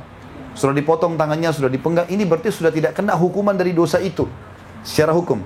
Yang kedua, memang kalau ajalnya sudah datang, walaupun dia dipulangkan ke Indonesia pada saat itu, mati. Ajal kalau datang tidak akan diterlambatkan sesaat, tidak akan dilebihkan sesaat. Bukan berarti dia tidak jadi dikisos misalnya, kemudian dia pulang Indonesia. Detik itu walaupun di pesawat dia mati. Walaupun dia di Indonesia dia akan mati. Itu konsep dasar agama kita. Kan gitu. Nggak ada pemungkiran masalah itu. Jadi sebenarnya itu kebaikan buat dia. Justru Allah selamatkan dia dihukum dulu di dunia. Kan gitu. Dan di Saudi Bapak Ibu sekalian saya tahu sendiri. Bukan hanya orang asing. Keponakannya Raja Fahad. Pernah ada satu pangeran. Rupanya di rumahnya, di istanahnya. Itu ada informasi, ada khamr, ada minuman keras. Kan tidak boleh. Menerapkan hukum Islam di Saudi gak ada minuman keras, di mana-mana gak ada. Maka ketahuan nih, ada satu kelompok, ini ada kementerian khusus di Saudi ya, namanya Hay'a Amil Ma'ruf Nahi Munkar. Jadi lembaga penegakan yang ma'ruf, pengingkaran terhadap mungkar. Itu kementerian sendiri, ada menterinya. Itu kalau Bapak Ibu lagi umroh atau haji, biasanya dekat Masjid Haram ada mobil, dia ada di pintunya itu ada lingkaran besar, tulisannya bahasa Arab begitu, Hay'a. Dia kayak ada kerangkengnya, pakai mic biasanya. Kalau waktu sholat dia teriak, sholat, sholat, sholat. Suruh orang sholat semua. Dan dia biasa permalukan orang. Kalau ada yang duduk, kamu yang di atas sana kenapa nggak turun? Sholat, ayo. Dia yang tugasnya keliling ke pasar-pasar, kalau ada masih toko buka, denda 100.000 real. Makanya di Saudi itu kalau azan, nggak ada berani dibuka toko. Tutup semua. Biar kita sudah mau bayar ini, nggak, habis sholat, tutup. 100.000 real, denda. Atau kalau dia tetap paksakan diri, kalau sekali kena denda 100.000 real. Yang kedua kali di blacklist, nggak bisa buka izin usaha sama sekali. Sholat 5 waktu. Dan tidak ada orang berani sentuh barangnya orang. Sentuh barang tangannya melayang. Bahaya. Makanya mobil-mobil mewah diparkir pinggir jalan di Saudi nggak ada yang berani sentuh. Di Indonesia kan masih lampu merah, spionnya dipatahin, peleknya diambil. Itu kalau koruptor-koruptor di Indonesia dikasih iklan, yang korupsi dipotong tangannya, berhenti itu. Dengar saja potong tangan sudah takut dia. Tapi karena penjara, habis itu dia bayar, dia keluar lagi, mencuri lagi, ini jadi masalah. Hukum manusia begitu, hukum Allah berbeda. Ini pangeran Bapak Ibu sekalian, yang terjadi ini kisah nyata. Di Timur Tengah heboh betul, luar biasa itu. Waktu masih hidup Raja Fahad, jadi kakaknya si Salman sekarang ini. Kan sebelumnya ada Abdullah, sebelumnya ada Fahad ya, yang bangun Masjid Nabawi sama Masjid Haram Mekah, beliau. Juga ada banyak Al-Quran, di Amerika juga banyak dibagi terjemahan bahasa Inggris, terbitan Raja Fahad, Mujamma' Raja Fahad di Madinah, itu beliau yang punya. Yang jelas Raja Fahad ini punya ponakan, tadi terkenal ada khamar di istananya, dikasih surat peringatan oleh HIA ini, kementerian ini kami mau cek, nggak ditanggapi sama dia. 2 kali nggak ditanggapi, 3 kali nggak ditanggapi. Akhirnya kelompok ini mirip sama kita KPK di Indonesia, boleh masuk nyelonong ke rumah orang.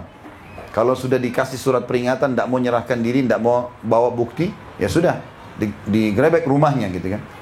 Datang waktu salah satu anggota HIA ada yang masuk dari pintu gerbang, rupanya security-nya larang, dia naik tembok. Orang ini naik tembok. Begitu naik tembok, dia turun, rupanya dia turun pas di depan kamar tidurnya si pangeran ini. Dia lihat ada orang naik, ditembak sama dia. Mati di tempat orang itu. Ya, mati di tempat. Ditelitilah oleh pemerintah Saudi, ditemukan bunuh secara sengaja. Kenapa bunuh orang? Dan dia pakai baju resmi, baju tugas, HIA.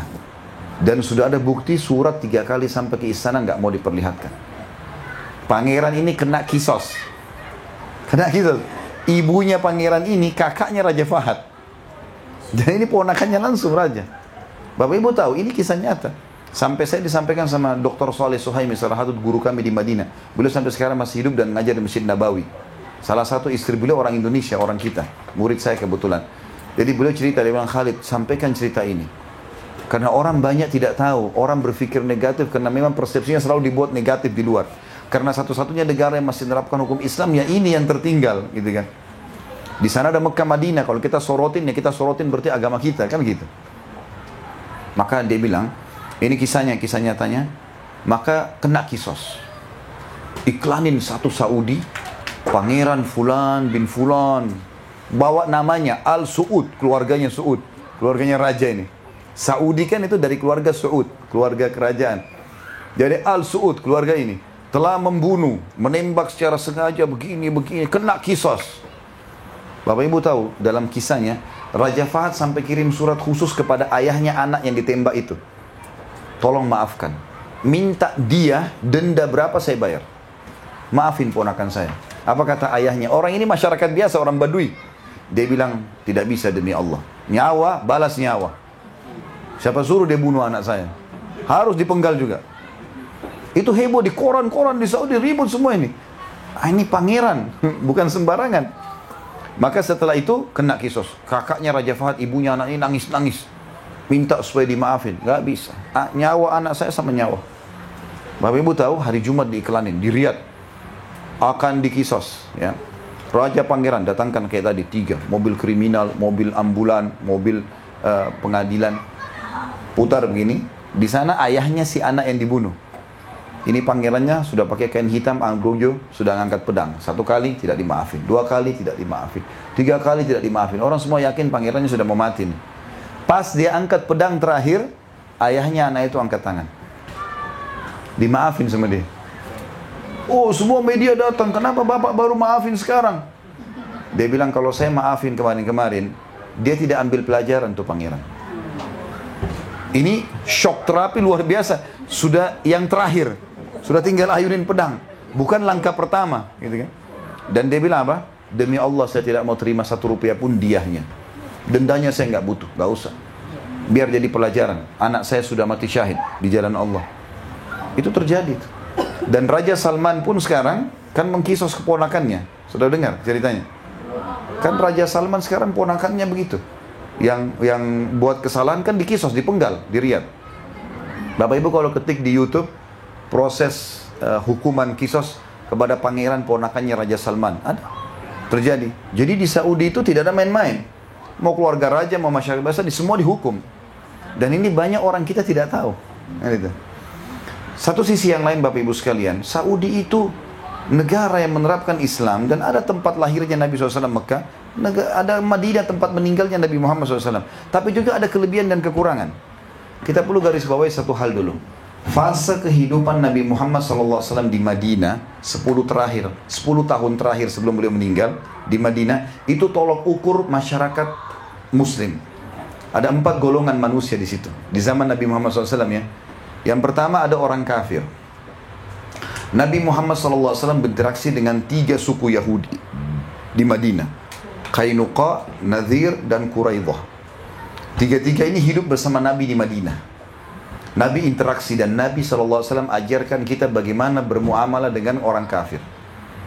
Beliau bertetangga, beliau saling bertukar hadiah, beliau mengunjungi mereka, beliau mendakwahi mereka, dan tidak pernah ada peperangan kecuali mereka pada saat berkhianat. Itu mereka buat masalah khianat, maka baru Nabi SAW mengusir mereka dari Madinah. Ada orang kafir, artinya walaupun presiden kita di Indonesia orang Muslim hafal Quran 30 juz, walaupun semua menterinya juga hafal 30 juz, kita semua 100% Muslim, tetap ada interaksi sama orang kafir. Oh, kenapa Saudi interaksi sama Amerika? Ya akhi, memang orang berinteraksi sama orang kafir. Nabi SAW interaksi sama mereka. Siapa yang larang? Oh, saya nggak mau makan produknya orang kafir. Kalau orang Islam belum punya? Oh, dari mana? Kan nggak mungkin. Indonesia itu ada begitu. Ayo kita berhenti boikot semua. Mana gantinya? Gantiin, gitu kan? Karena Nabi SAW tetap bermuamalah sama mereka. Ini harus difahami. Nggak boleh cuma fanatisme buta gitu kan. Yang kedua, ada orang-orang munafik. Di zaman Nabi Muhammad SAW ini ada orang munafik Bapak Ibu sekalian. Pimpinannya namanya Abdullah bin Abi Salul. Namanya Abdullah. Orang munafik, pura-pura Islam. Tapi namanya Abdullah. Ciri-cirinya adalah setiap kali agama Allah ini bilang A, dia bilang B. Allah bilang halal, dia bilang haram. Allah bilang haram, dia bilang halal. Ini masalah ini. Kalau kita temukan orang begini, jangan terpengaruh dengan namanya. Biar namanya Yusuf, namanya Muhammad, nama nggak berpengaruh. Sifatnya sama dengan orang munafik di zaman Nabi. Zaman Nabi namanya Abdullah. Dan di Indonesia banyak di negara kita orang munafik. Pura-pura Islam. Cirinya benci Islam. Islam bilang nggak mau, tolak. Ini gimana caranya? Tapi ada di zaman Nabi, jangan heran. Yang ketiga, ada ahli maksiat. Di zaman Nabi Muhammad SAW, Bapak Ibu sekalian, ada orang berzina dirajam. Ada orang mencuri dipotong tangannya. Ada orang berbohong dicambuk. Ada. Coba baca histori sejarah Nabi. Bapak Ibu kalau ikuti di YouTube ceramah saya, ada tentang sirah Nabi, sudah 42 episode. Itu rentetan histori Nabi dari pertama sebelum Nabi lahir sampai Nabi SAW meninggal. Ini kita lihat dalam kehidupan beliau ada sahabat-sahabat yang mabuk, dicambuk, ada yang bohong, dicambuk, yang sebarin fitnah bohong tentang Aisyah berzina. Radhiyallahu anha, dikenal dengan kisah ifk. Dalam surah An-Nur Allah turunkan dijelaskan itu. Maka ada. Berarti walaupun presiden kita Muslim, adil, semuanya menerapkan hukum Islam, menterinya semua hafal Quran, 100% Muslim, tetap ada ahli maksiat. Nggak bisa dipungkiri ini. Jadi nggak bisa hilang itu. Karena di zaman Nabi aja ada. Kan gitu. Masa kita lebih baik daripada Nabi? Kan nggak mungkin. Tapi ada golongan keempat, golongan orang beriman. Dan ini yang mendominasi. Sehingga 3 kelompok ini tidak leluasa berbuat kesalahan. Nah ini gambaran tentang masyarakat Islam sebenarnya. Harusnya difahami itu ya. Nah banyak orang tidak paham ini sehingga mereka memaksakan hal-hal yang melampaui batas. Kenapa di Saudi masih ada orang yang salah? Masih ada, itu di zaman Nabi saja ada orang salah. Wajar. Kenapa Indonesia negara mayoritas Muslim, tapi masih ada orang yang begini dan begitu? Ya, di zaman Nabi juga ada. Bapak Ibu pernah baca nggak kisah Umar bin Khattab? Orang yang sangat tegas. Tahu Bapak Ibu, di zaman kerajaan beliau dari 10 tahun itu, tahun 13 sampai tahun 23, di akhir tahun 23 sebelum meninggal, beliau kirim surat kepada gubernurnya di Irak, namanya Bajala bin Abda. Seorang ulama tabi'in. Tulis suratnya apa? Kata Bajala, datang surat Umar bin Khattab kepada kami setahun sebelum beliau meninggal, suruh penggal lehernya semua penyihir laki-laki dan perempuan. Penyihir semua nggak boleh hidup. Hukum. Kalau kedapatan kepergok melakukan perbuatan, hukum. Dan perlu garis bawahi Bapak Ibu sekalian ya, kepergok ini harus syarat. Kalau orang tidak kepergok berbuat, tidak ada hukum padanya. Itu Islam. Kepergok berzina, kepergok mencuri, kepergok baru bisa dihukum. Jadi tidak dalam Islam, Bapak Ibu pernah buat zina, datang ke Ustadz, Kiai saya pernah berzina. Gak usah buat pengakuan antara Bapak Ibu sama Allah. Gak usah dibuka-buka. Kalau Allah masih tutupin, gak usah dibuka. Sekarang ke depan, Islam gak lihat masa lalu seseorang. Umar bin Khattab dulu benci sekali sama Islam, tapi Islam tidak lihat itu, lihat dia sekarang, gitu kan? Seperti itulah. Maka di zaman Umar bin Khattab yang sangat tegas dengan hukum, banyak penyihir laki-laki dan perempuan menyebar. Maka jangan heran di Indonesia banyak dukun. Ya kan? Cuma nggak boleh dibiarkan. Nggak boleh dibiarkan, nggak boleh dijadikan sebagai teman. Ya, seperti kita misalnya dia iklanin di koran lah, apalah segala macam, jangan dibiarin, harus dilarang gitu kan? Karena memang tidak boleh. Seperti itulah memahaminya. Jadi kita harus jeli dalam memahami hal-hal seperti ini Bapak Ibu sekalian. Jangan salah, tidak boleh salah dalam memahami ini. Ya, tentu ada lebih, ada kurangnya. Yang jelas seperti itulah. Yang saya ingin simpulkan dari semua penyampaian kita Bapak Ibu sekalian, agama yang sedang kita anut ini panduan hidup, sempurna, mengajarkan semua yang kita butuhkan. Harus kita jadikan Islam sebagai tradisi, jangan ditradisikan, gitu kan? Jangan tradisi yang diislamkan. Jadi cara makan, cara pakaian, cara bergaul, cara berteman Islam. Bapak Ibu yang ada di Amerika ini, saya sangat yakin kalau Bapak Ibu menjalankan Islam yang benar, jadi contoh bagi orang, bisa menjadi penyebab orang dapat hidayah. Dan itu kesempatan yang luar biasa. Akhlak yang baik, tutur kata yang santun, berbagi, menjenguk orang sakit. Ya, saya subhanallah kemarin di LA sama panitia jalan, ada orang-orang miskin di pinggir jalan, orang non muslim ya, orang miskin di pinggir jalan yang tinggal di kemah-kemah. Terus saya bilang, akhi, ini orang minta-minta, bantu. Dia sempat tanya saya, Ustaz, kita bantu orang non muslim? Oh iya, bantu, kasih. Nggak ada bedanya muslim sama non muslim kalau kita bantu. Kata Nabi SAW, khairun nasi anfa'um linnas. Muslim yang paling baik bagi orang lain. Sering memberi, kasih. Berapa banyak kisah orang non-muslim dibantu, gitu kan? Mereka hanya masuk Islam. Mereka masuk Islam. Sisi yang lain sebagai penutup bahasan kita Bapak Ibu sekalian, setelah panjang lebar kita jelaskan tentang hikmah hukum-hukum syariat. Yang masuk ke agama Islam ini, orang-orang pintar Bapak Ibu sekalian. Yang masuk ke Islam, orang pintar. Yang murtad dari Islam, orang-orang, bukan saya bilang loh, Bapak yang bilang. Loh, itu faktanya, ya. Kita temukan orang yang masuk Islam, ilmuwan, ya. Dokter. Ada doktor, beda, gelar doktor. Titel akademik dari sisi selain titel kedokteran. Dokter, orang yang mengobatin orang. Insinyur, banyak. Yang masuk Islamnya orang-orang cerdas. Yang murtad dari Islam memang orang-orang yang bodoh. Emang itu faktanya. Mereka kena susah, dikasih uang, dikasih baju, murtad. Orang kalau belajar sedikit saja Islam, Bapak Ibu sekalian, subhanallah, biar nggak sholat, disuruh murtad nggak mau. Ya. Itu faktanya ya.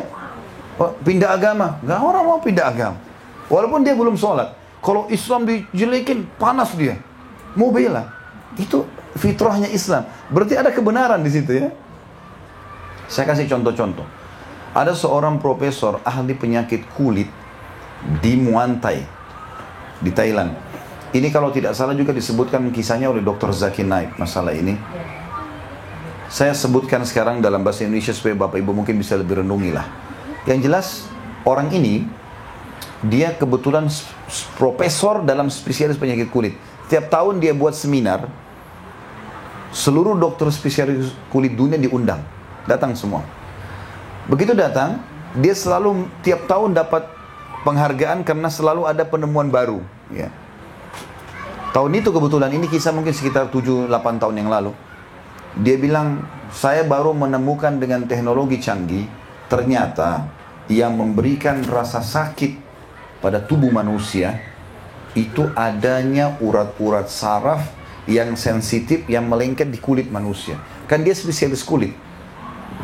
Jadi dia bilang di bawah kulit manusia ini ada urat-urat saraf. Kalau ini hilang, tidak berfungsi lagi, maka orang tidak rasa sakit lagi. Termasuk kalau Bapak Ibu rasa kram, ya, kalau pas lagi kram, itu biar kita tepuk-tepuk gak sakit kan? Karena yang jadi masalah yang sedang kejang itu urat saraf kita itu. Nah kalau orang dibius, yang dibius itu sebenarnya penundukan urat saraf itu. Makanya setelah itu dibedah, dikorek-korek dalamnya, dimasukin apalah, diganti jantungnya, ya rasa sakit. Karena urat ini sudah tidak ada. Dia kasih contoh, dia bilang, kalau ada orang kena luka bakar, dan kena luka bakar misalnya di tangannya, kemudian urat saraf itu terbakar, maka yang ada di bawah urat saraf itu dari dagingnya biar diiris nggak sakit. Dia kasih contoh, ada orang kena luka bakar tangannya, kemudian dipastikan kulitnya terbakar sama urat saraf. Dia ambil pisau bedah digaris, orang itu nggak rasa sakit. Bagian dalam tubuhnya, karena sakit itu cuma ada di sini. Orang semua bersorak-sorak, penemuan yang luar biasa nih dalam ilmu kedokteran, ini luar biasa. Maka kebetulan ada dokter muslim di situ yang hadir dari Mesir. Orang ini kebetulan selain dokter, sering ikut pengajian dari ulama-ulama, jadi faham agama. Dia angkat tangan, dia bilang, Profesor maaf sebentar, kalau itu penemuan Anda yang tercanggih sekarang, saya ingin mempertemukan penemuan Anda ini dengan Al-Quran. Dan perlu Anda tahu, Al-Quran sudah membuktikan ini 1400 tahun yang lalu. Kaget orang ini. Dia kebetulan pakai alat tercanggih di zaman sekarang, baru tahu itu. Dan dia profesor, gitu kan. Maka kata dia, mana buktinya? Diambil Al-Quran terjemahan bahasa Inggris, dibawa ke podium. Ini silakan buka. Bapak Ibu juga bisa kembali nanti di rumah atau membuka sekarang surah An-Nisa ayat 56. Itu tentang ahli neraka ya. Allah bilang begini, A'udzubillahi minasyaitonirrajim, kullama nadidat juluduhum baddalnahum juludan ghaira liyadzuqul adzab. Setiap kali penghuni neraka itu kulit mereka terbakar, kata Allah, kami ganti dengan kulit yang baru agar mereka merasakan rasa sakit yang baru. Perhatikan ayat ini ya. Setiap kali kulit mereka terbakar, bukan dagingnya sama tulangnya, kulit mereka sudah terbakar, kami ganti dengan kulit yang baru. Tujuannya apa? Agar mereka merasakan rasa sakit yang baru. An-Nisa 56, nanti bisa kembali. Waktu profesor itu baca, netesin air mata dia. Ini ternyata ada dalam Al-Quran 1400 tahun yang lalu ini, bukan baru sekarang. Maka dia bilang di atas podiumnya, pandu saya masuk ke agamamu. Enggak mungkin ini ajaran manusia. Masuk Islam di depan para ilmuwan. Jadi subhanallah, fakta lapangan yang masuk ke agama kita ini orang cerdas Bapak Ibu sekalian. Jangan kita sudah ada di dalam, kitanya jadi bodoh. Karena nggak belajar. Nggak tahu mana halal, mana haram, tidak diterapin. Orang dari luar aja belajar gitu kan. Seperti itu. Ada seorang insinyur dari Jerman, arsitek, masuk Islam gara-gara Al-Quran. Ceritanya. Jadi dia rupanya terkenal sekali, insinyur ini suka buat gambar, tapi dia mengkombinasikan antara literatur kuno bagi dia dan literatur modern. Dan dia sering gambar. Salah satu literatur kuno menurut dia Al-Quran. Dia carilah bangunan-bangunan dalam Al-Quran seperti kaum Thamud, kaum Ad, kaumnya Nabi Saleh, kaumnya Nabi Shu'aib, kaumnya Nabi Hud, ya, Fir'aun, piramida. Satu waktu dia bilang, saya ingin cari dalam Al-Quran bangunan modern, bangunan masa depan. Dia bacalah ayat tentang surga. Ada kalimat tentang surga, sering kita baca nih, kalau kita baca jannatin tajri min tahtihal anhar. Kalimat itu, surga itu istana, di bawahnya mengalir sungai. Ini mengkritik dia ini sebagai arsitek. Apa maksudnya? Kenapa istana surga, bangunan masa depan, impian setiap orang muslim, mati untuk masuk surga, berbuat, beribadah untuk masuk surga, kan gitu. Kenapa selalu ada kalimat di bawahnya mengalir sungai? Apa maksudnya ini? Penasaran dia Bapak Ibu sekalian. Dia hubungkan dengan spesialisnya dia. Dia gambar bangunan, ada tanahnya dia di Jerman, dia bangun bangunan, dia buat semuanya mewah, lux. Mirip dengan rumah yang dia tinggali, cuma bedanya lantainya diganti sama dia jadi kaca. Dia nggak pakai keramik lagi, nggak pakai granit, marmer, dia pakai kaca. Sehingga transparan lantai yang diinjak dengan di bawahnya lagi ada tak bangunan gitu kan. Itu dibuat air mengalir sama dia, pakai mesin. Setelah dia selesai bangun bangunan itu, dia nggak langsung tinggalin. Kebetulan dia keliling Eropa. Biasanya dia keliling sebulan, 2 bulan, datang ke perusahaan-perusahaan, tawarin gambar-gambarnya. Gitu kan. Setelah dia pulang, dia cerita bagaimana dia masuk Islam. Dia bilang, saya penat sekali. Biasanya saya butuh 2-3 hari, seminggu, baru saya bisa kembali berpikir tenang. Setelah capek sekali waktu itu. Dia bilang, begitu saya pulang di bandara, ini sebab dia masuk Islam. Dia bilang, saya pulang, saya nggak ke rumah istri saya ke rumah baru. Nyalain semua lampu-lampu. Nyala semua lampu, termasuk ada cetekan listrik yang jalanin air di bawah itu. Suara air dilihat. Lantainya kaca, kelihatan air itu mengalir. Dia bilang, begitu saya duduk di sofa, 5 menit saja capek saya semua hilang. Hilang semua capeknya, nggak ada capek lagi. Dia bilang, saya penasaran, apa ini? Saya lihat dinding, wallpapernya bagus, tapi sama rumahnya. Lampunya mewah, sama rumahnya. Semua sama. Dimatiin satu-satu lampunya. Terakhir tinggal panel listrik air. Begitu dia duduk, dia dengar gemericik air ini. Baru dia bilang, oh ternyata ini yang membuat saya tenang. Suara gemericik air itu membuat tenang. Dia konekkan sama ayat Al-Quran. Oh ternyata surga yang abadi itu di bawahnya mengalir sungai. Memang untuk membuat jiwa orang-orang yang sudah beriman ini tenang. Jadi balasannya di sana sempurna. Gara-gara itu cari Islamic Community, cari Islam Center, masuk Islam. Padahal itu ayat hampir setiap saat kalau kita baca Quran. Tajri min tahtil anhar. Oh ya, surga di bawahnya mengalir sungai. Orang Islam mau enaknya saja. Tidak ada penelitian, gitu kan. Ya sudahlah, ini begitu saja, sudah nanti mati masuk surga. Tapi orang masuk Islam gara-gara itu. Ada kejadian lain Bapak Ibu sekalian. Seorang juga dari Jerman, kisahnya sama. Dia masuk Islam gara-gara lihat sholatnya orang Muslim. Dia keluar dari tempat dia, kemudian tempat proyek dia, kebetulan ada banyak pimpro-pimpronya, pimpinan proyeknya banyak. Dia suruh instruksi A dibuat B. Ada yang dikasih instruksi nggak dijalankan. Dia pusing dengan itu, dia bilang saya keluar. Ini gara-gara masuk Islamnya. Ya. Dia bilang begitu saya lagi keluar, macet di jalan dan hari Jumat. Orang-orang Islam di Jerman tidak semua punya masjid. Mungkin seperti keadaan Bapak Ibu di sini, maka mereka sewa pinggir jalan. Kalau kayak kita mungkin di Indonesia kayak melalui Pemda, hanya untuk sholat Jumat bisa bubar. Pas macet mobilnya di dekat orang lagi sholat. Dia lihat orang sholatin lagi macet.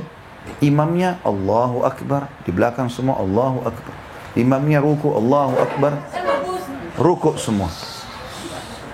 Imamnya sami Allah liman hamidah, semuanya ikut sami Allah hamidah. Tidak ada yang berani melanggar imamnya. Padahal yang di belakang itu tidak kenal imamnya.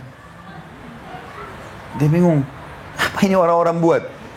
Dia saja pimpinan proyeknya sudah dikasih gaji, masih nggak mau patuh.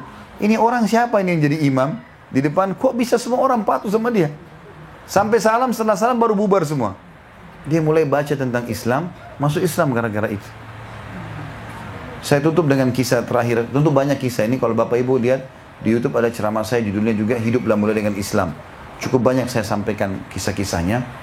Di antara kisah yang terakhir Bapak Ibu sekalian adalah masuk Islamnya seorang pemuda di Amerika. Ini kisah nyata, karena ini di negara yang Bapak Ibu ada.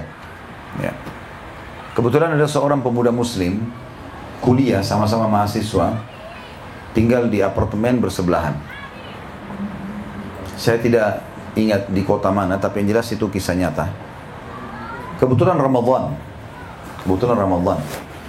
Dan kebetulan si Muslim ini lagi nonton, mau nunggu sholat tarawih malam 27 di Mekah. Dia lagi duduk nunggu, tetangganya rupanya Nasrani, bel, teman kuliahnya. Masuk di apartemennya duduk, ngobrol teman sama teman, lalu dia bilang, itu masjid kalian ya? Sambil lihat Mekah. Mekah ini di malam 27, Bapak Ibu sekalian, luar biasa. Luar biasa. Bapak Ibu sudah lihat belum cuplikannya Ramadan tahun lalu ini? Di malam 27, tawaf nggak bisa jalan. Saking penuhnya manusia, padahal Masjid Haram sudah diluaskan. Ada cuplikannya di WA saya. Ya. Maka ini luar biasa manusia ini, banyaknya luar biasa. Sampai ke jalan-jalan. Maka si Muslim bilang, iya itu masjid kami. Dan ini sekarang mereka akan sholat gitu. Lalu tiba-tiba si muslim tanya si Nasrani, menurut kamu berapa jumlah orang yang kamu lihat itu? Kata si Nasrani, kelihatannya puluhan ribu orang, banyak. Kata si muslim, itu 3,5 juta. Karena lantai 1, lantai 2, lantai 3 sama pelataran semua penuh. Orang tunggu malam Lailatul Qadar kan. Waktu itu kebetulan kejadiannya Bapak Ibu sekalian antara azan dan iqamah isya. Jadi belum iqamah isya, tapi sudah azan. Sudah azan. Sebentar. Maka Bapak Ibu sekalian pada saat itu si muslim bilang kepada Nasrani, kira-kira menurut kamu bisa nggak mengatur orang sebanyak ini kurang dari 5 menit? Kata si Nasrani, mana bisa? Manusia sebanyak itu. Biasanya antara azan iqamah, kalau di Masjid Haram Bapak Ibu sekalian, ada yang sholat, ada yang duduk ngobrol, ada yang lagi minum air zam-zam, ada yang lagi jalan, cari shaf. Oh, manusia lagi berantakan begitu banyaknya, tawaf begitu banyak kan gitu. Kata dia, nggak mungkin, 5 menit. Bahkan si muslim bilang, kurang dari 5 menit. Bagaimana caranya? Kata si muslim, lihat aja sebentar lagi. Kebetulan waktu itu antara azan dan iqamah isya. Belum terawihnya ini. Tiba-tiba iqamah. Syekh Sudes datang nih, Imam Masjid Haram datang. Setelah iqamah, dia ucapkan satu kalimat, istau, luruskan. Tiba-tiba yang duduk berdiri, yang jalan masuk di shaf, yang makan berhenti. Dan ini orang Nasrani ini sempat tanya, ini orang-orang ini tahu siapa imamnya, tahu nama, tapi tidak kenal. Ini bukan atasannya, bukan orang tuanya, nggak kenalin. Baik, mulai satu kalimat lagi, Allahu Akbar. Semua Allahu Akbar. Nggak ada yang berani bantai. Kita tahunya orang Islam kalau tidak ikuti imam batal sholatnya kan gitu. Tapi orang Nasrani lain pandangannya, dia nggak pandang itu. Mulai baca ayat semuanya dengar. Nggak ada yang berani keluar dari shaf. Allahu Akbar. Satu instruksi lagi, ruku. Semua ruku. Nggak ada yang berani angkat kepalanya. Kalau kita orang Islam tahu angkat kepala, ini batal sholatnya. Ada hadis lain mengatakan siapa yang mengangkat kepalanya sebelum imam, maka kepalanya diganti dengan kepala keledai oleh Allah. Kan gitu. Kita ancaman itu yang kita takuti. Kita nggak ngerti masalah luar biasanya nih sebenarnya gerakan. Sami Allahu liman hamidah. Satu kalimat. Semua ikut.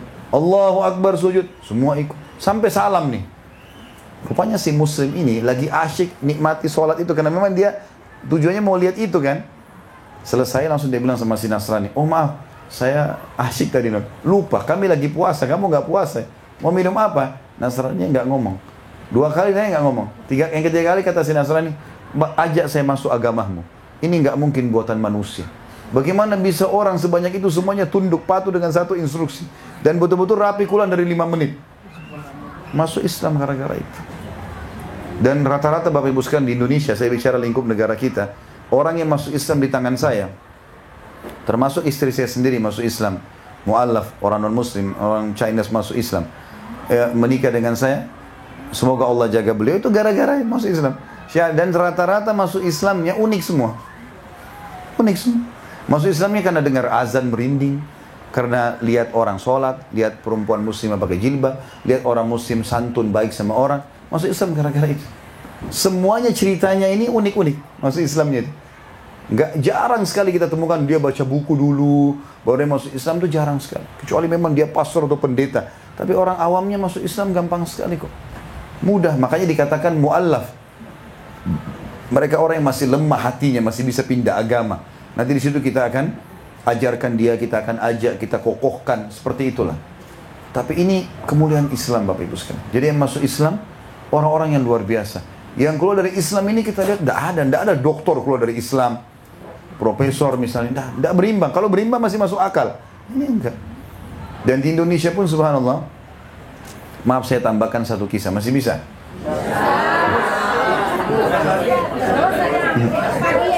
Sampai subuh. Kalau di Indonesia sih nggak ada masalah karena masih pagi di sana ya. Di sini masya Allah jam 12 malam ya. Jam 11 ya.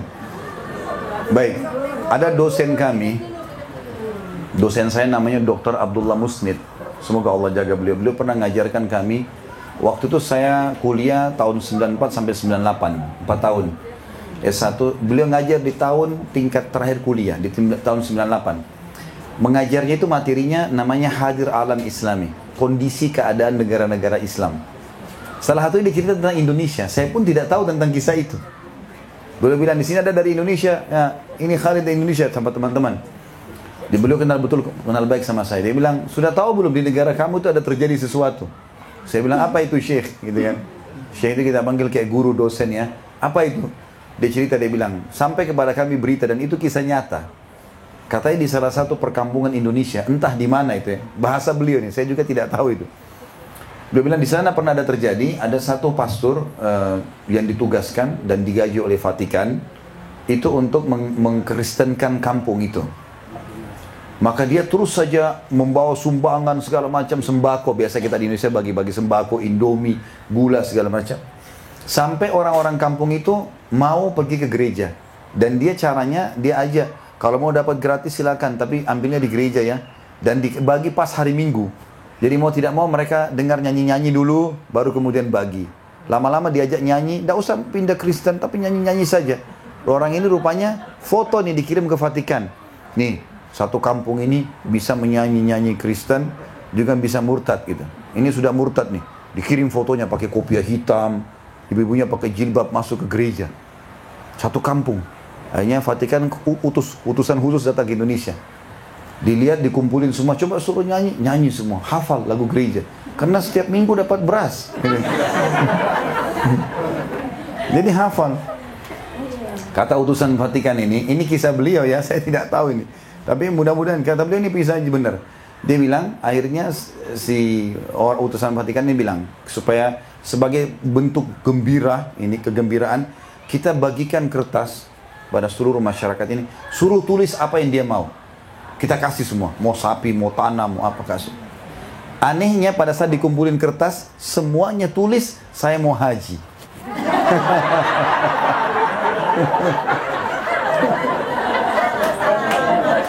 Akhirnya dipecat tuh yang bertugas gara-gara itu. Jadi subhanallah, kita fitrah, orang-orang Indonesia itu sebenarnya suka dengan agamanya.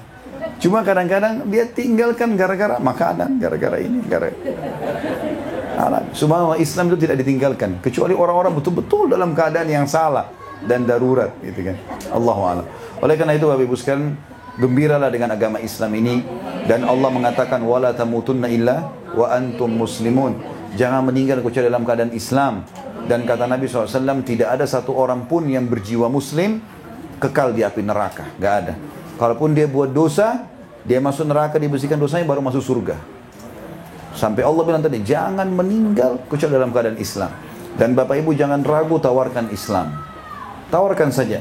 Cara tawarkan, bagaimana pendapat kamu tentang Islam? Sudah pernah dengar belum? Lalu ajak dialog di agama kita. Tidak usah jadi Ahmad Didat, Zulkifli Zakir Naik harus hafal kitab mereka, sulit. Ajak sederhana. Saya berapa kali orang masuk Islam di tangan saya cuma itu saja kok.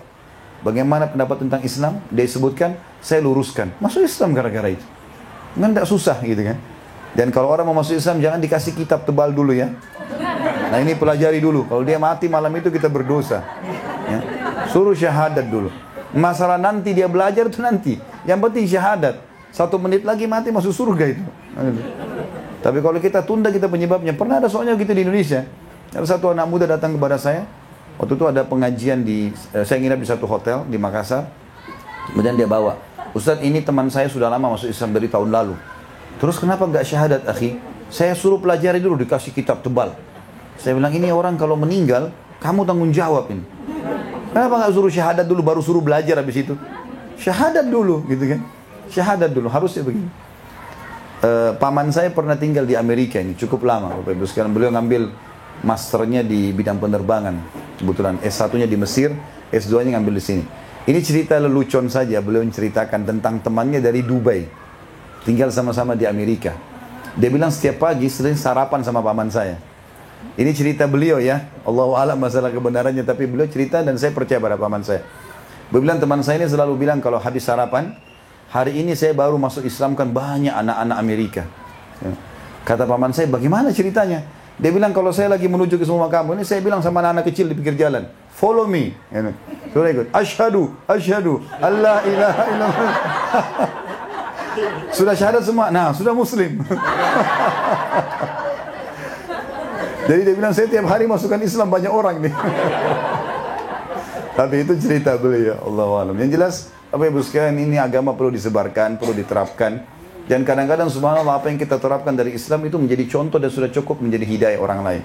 Jadi jangan ragu dengan itu dan terapkanlah Islam sebagai panduan hidup. Jangan setengah-setengah, nikmati semua halalnya, kerjakan semua perintahnya, tinggalkan larangannya. Baru kita bisa merasakan kenikmatan Islam. Allahu a'lam. Kita tutup dengan berdoa kepada Allah SWT. Semoga majelis kita diberkahi olehnya dan dijadikan sebagai tambahan amal kita pada hari kiamat. Kita berharap dengan kemahamurahan Allah seluruh amal yang pernah kita kerjakan dan akan kita kerjakan sampai menjelang ajal datang nanti diterima dengan pahala yang sempurna.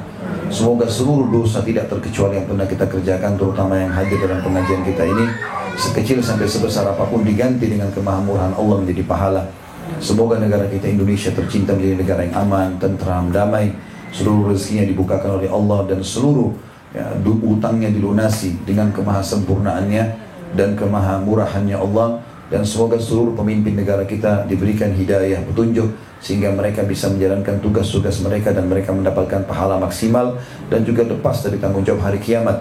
Dan seluruh masyarakat Indonesia secara khusus, muslim atau non-muslim, semuanya mendapatkan hak mereka penuh, ya, yang sudah Allah SWT wajibkan dari pemerintahnya.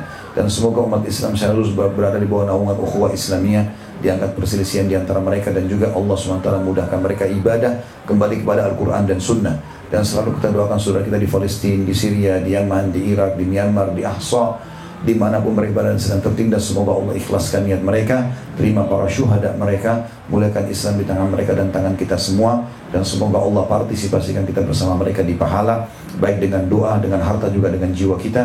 Dan semoga Allah dengan kemahamurahannya menyatukan kita semua di surga firdausnya tanpa hisab, sebagaimana yang satu di majelis ilmu yang mulia ini.